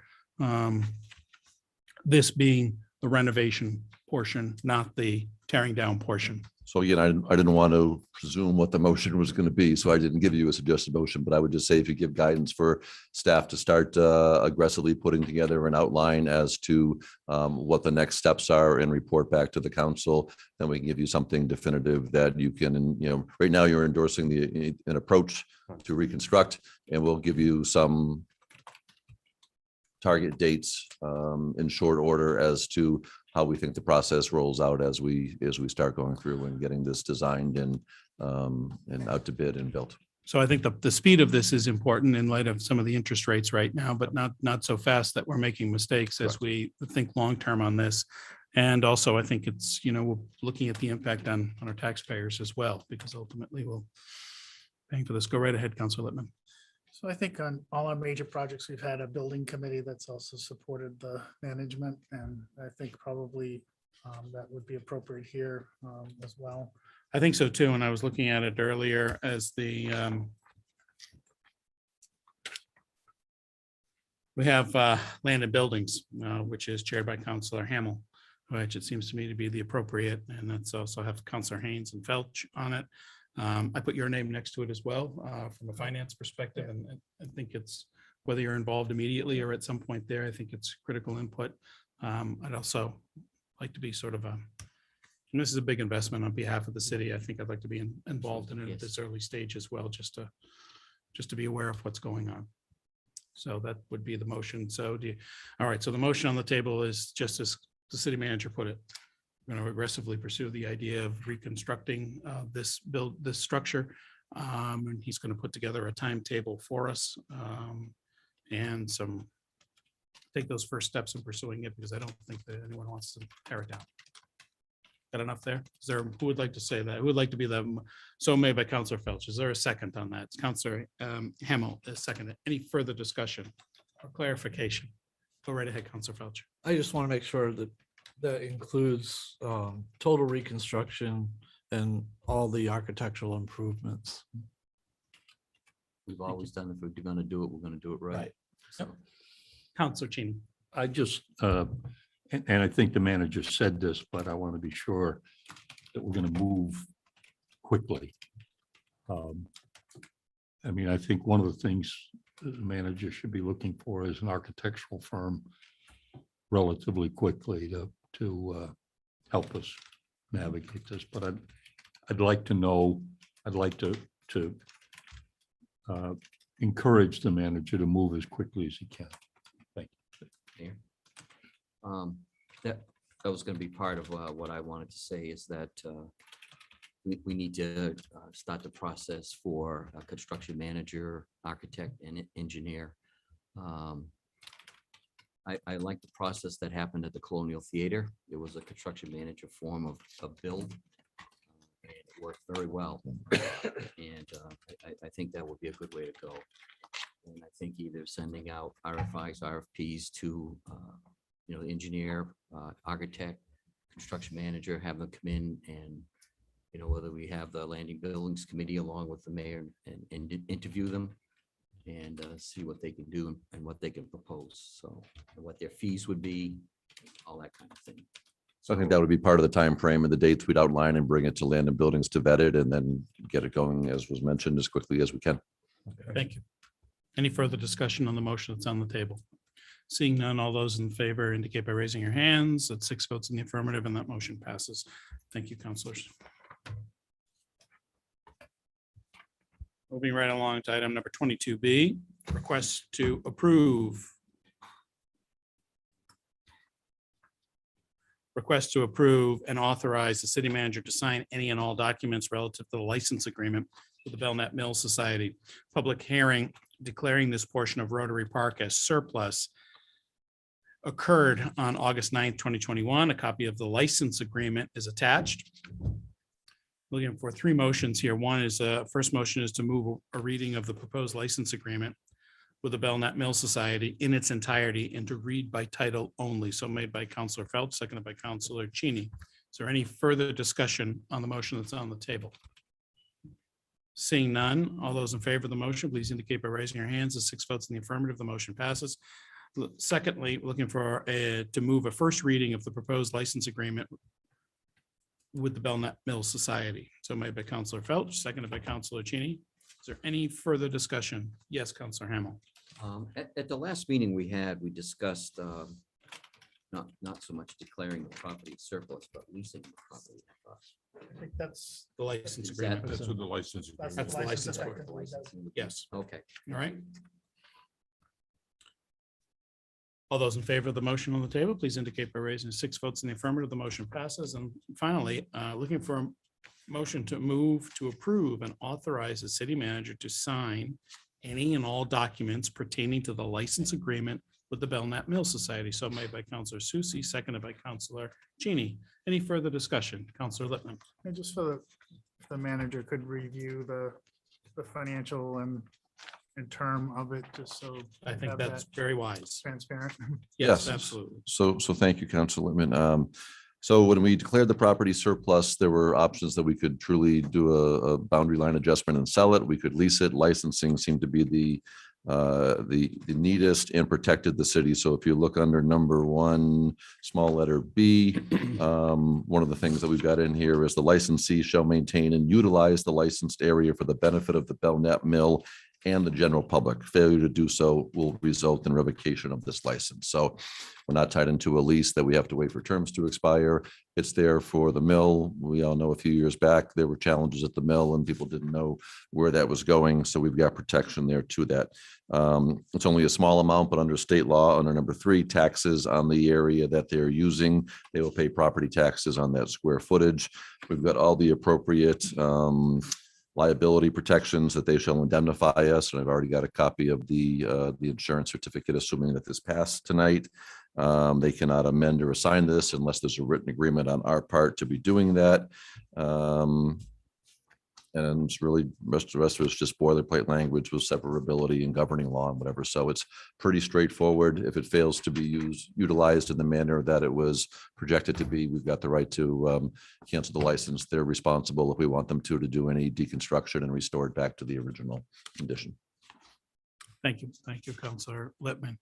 Any further discussion or questions of the city manager? Seeing none, all of those in favor of the motion, please indicate by raising your hand. That's 6 votes in the affirmative, and that motion passes.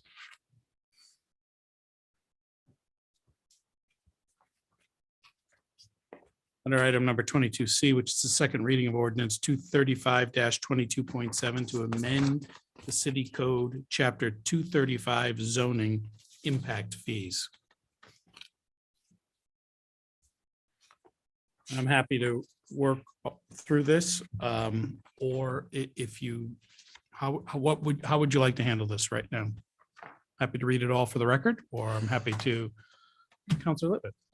I think we had a vetting of this and then a public hearing. Nobody testified tonight on it, so I would move that we read by title only. All right, so Counselor Lippman has made a motion to waive the reading of this ordinance in its entirety and to read by title only. Is there a second? It certainly is. Sorry. Counselor Cheney. Is there any further discussion? Seeing none, all those in favor, please indicate by raising your hand. 6 votes in the affirmative, and that motion passes. The second motion is to move a second reading of ordinance 221-235, 22.7, amending the adopted impact fee schedule to increase the amount collected to 50% on April 1st, 2022, and to reevaluate yearly any future increases. So made by Counselor Felch, seconded by Counselor Cheney. Is there any further discussion on this motion? Counselor Lippman, thank you. I think we talked about tying the review to the budget process. I don't know if that's reflected there, but I don't know. I don't know think- that needs to be, but I'm just saying. Yeah, I figure we looked at it on April 1st is when it's going to affect and reevaluate yearly. So therefore, by default, it's basically tied in with the budget process, but it's understood. Yes. It's not an automatic thing for the next. Correct. No, you're going to review it, and if conditions warrant, you can, but if not, it can stay where it is. Thank you. Any further discussion on the motion on the table? Seeing none, all those in favor of the motion, please indicate by raising your hand. 6 votes in the affirmative, that motion passes. And finally, looking to move to approve ordinance 2021-235, 22.7, amending the adopted impact fee schedule to increase the amount collected to 50% on April 1st, 2022, and to reevaluate yearly any future increases. So made by Counselor Cheney, seconded by Counselor Susie. Any further discussion? Seeing none, all those in favor of the motion, please indicate by raising your hand. That's 6 votes in the affirmative. That motion passes. Before we leave, though, Counselor comments. Counselor Cheney. If I might. Yes, I have several, if I may, or. please. One that I'm hoping you would refer to the Committee on Operation and Ordinances is to review our sign ordinance. And if I might give you some quick history, 4 years ago, I put out a number of signs when I was running for this seat. And within hours, the Public Works Department had descended on a good many of them and took them away, which I'm not complaining about that. They were right in doing it. Can you lean forward? I'm sorry. They were correct in doing it, so that's not my concern. However, I begin to notice there are about 40,000 quilting signs around the city. A half a hundred or more septic companies have signs on the roadside. There's apple picking signs all over the place, and they seem not to get picked up in any sort of a rush. And it struck me, I wonder what the standard is. I did speak with the manager earlier today, who tells me the department does try to sort of trip the light fantastic and not upset the quilters. That's true. We don't mess with the quilters. And I understand that. That's the third rail of Laconia politics. Don't cross the quilters. But I think it's time that we look at our ordinance about signs, roadside signs, where they can be placed, and perhaps more importantly, where they can't be placed. I didn't read the ordinance. I did subsequently and found out that not on city property, but sometimes you don't know what city property is. In the case of the little grassed area up in the weirs on the end of Scenic Drive, I had no idea that was city property. So I'm hoping the committee might list a group of properties that we would prefer people not put signs on, whether they're quilting or running for office or taking care of septic systems or picking apples. So that would be my first request. Second, I think we all received a complaint from a citizen from Guilford who expressed concerns about the parking meters in the weirs not functioning properly. And that's not the first time I've heard that. In fact, I hear it rather regularly, and I was hoping we could ask whoever's responsible for that, ask the manager to ask whoever's responsible to review that, see if we can't get those machines operating properly. That issue is going to be important when we make a decision downtown about whether we put in meters or put in kiosks or whatever. And I noted when I was in Boston recently that Boston has drifted away from kiosks and is going in a different direction. So I was hoping we could look into that. Some time ago, I spoke to, I think, to the council about the administrative procedures for the Historic Commission and asked that they be reviewed. I didn't ask the manager, and shame on me, I should have earlier. So it's not his fault if he can't answer the question at the moment, but there are a number of things in these administrative rules that concern me, not the least of which is, I think I told you about this specifically says that the district commission will adhere to RSA 673-16 regarding financial matters. I happen to look up 673-13 and it says they can spend the money any way they want once they've got it. And whatever money they might get in grants or whatever, we have no say on. So I was hoping we could review, the appropriate committee could review this and perhaps make some changes. It also says that the commission, that these rules and procedures may be amended from time to time by a vote of the majority of the full membership of the commission at a public meeting with no input or oversight by the city council, which I think would be appropriate. There are other things, I won't burn up too much more time, but if a committee could look into that. So you're asking in regards to the Historic District Commission Commission. to review those rules. So that would be an agenda item under government operations and ordinances. Is that correct? Would be. So I Chairman- was disappointed to find out I'm on that committee. Yes, well done. But you're not the chair. Chairman Susie, you've just picked up two items. This There one is and the previous one was the sign ordinance, and the sign. temporary ordinance. sign ordinance. Okay. It might be a good idea to look at the regular sign ordinance as well. Please. We did do a significant update of the sign ordinance, probably In a while, been a while, but in terms of readable, electronic. The- signs and stuff. we had an issue that business owners were raising with us that, you know, depending on where you were on Union Ave, you had very different rights in Yep. terms of the signage. I think we dealt largely with that issue, but taking a look at it again makes sense. But you may want to split them into two things because one's a lot more complicated in terms of the zones and things like I'm that. sure. Yeah. I'd like to suggest we look at the temporary sign ordinance. And then in conjunction with that, but subsequent to that, look at the overall sign ordinance. Left turn arrows, one that bothers me, and I have a friend who repeatedly reminds me it bothers me, is Oak Street. I think we were going to make an attempt to fix the turn arrows on Oak Street. They trip the red light almost instantly. And that leads me to other lights in town. I don't know which lights are state lights, like the end of Elm Street on Parade Road. I suspect is a state traffic light. But there are a lot of places in the city where we could use blinking yellow lights, as we've done in Lakeport Square and down here. They work well. And they work well. And frankly, I remember, you should remember, back years and years ago, we used to go around and change the lights at night to blink red and yellow.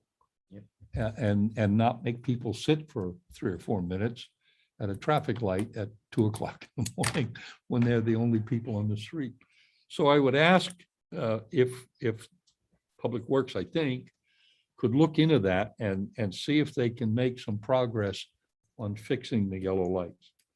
And the last thing I want to bring up tonight, I'm sure I could, I have other things here, but the last thing I'd like to bring up tonight, in the course of looking at this piece of property that we just approved to sell to the Pickerel Cove Association. And I went looking at Pickerel Pond for the Pickerel Cove Association initially And you missed until, it. until the manager straightened me out. But in the course of looking at that, I drove down Hilliard Road and came to the end where there's a bar. And there's a house, a brand new house being built very close to the right of way. But I'm also concerned about, you know, Hilliard Road, I think, has for a long time been considered one of the updates we had to do at some point in the future. I'd like somebody, Public Works particularly, to look at Hilliard Road. When you go down in that gully, it's obvious it floods. I don't know whether it takes that area out or not, but And also look at Hilliard Road. Look at Hilliard Road in terms of not allowing people to encroach on our right of way too awfully much. So a quick answer for that is the area that you're speaking to, Counselor Cheney, is probably on a purely technical basis can be referred to as a bridge, but it's a couple of culverts. And we are looking to design and replace that and get it into the state 10-year bridge program, of which right now we are out to 2031 to get bridges into that. Maybe a great item that I sent you all the email last week about the state of New Hampshire Department of Transportation 10-year project list is coming up, but there's a public hearing being held in these chambers, and I want to say it's October 27th, if memory serves me correct. So to be able to speak about the amount of money that the legislature puts into that state aid bridge program, because it's usually an 80-20 match. And additionally, if some of these funds do materialize out of the federal legislation right now for the infrastructure improvement, some of those dollars coming to the state could be added to things like the state bridge aid program, which right now gets about $6.6 or $6.8 million a year goes into it. And that covers a couple of bridge projects in the state each year with any kind of matching funds. And we have hundreds of red listed bridges in the state. So it would certainly behoove you, as I mentioned, the Elm Street multi-use path. We want to make sure that stays on track for the funding sooner rather than later through the Transportation Alternative Program. But I know the executive counselors are part of those public hearings that they hold around the state, as well as representatives from DOT as well, right?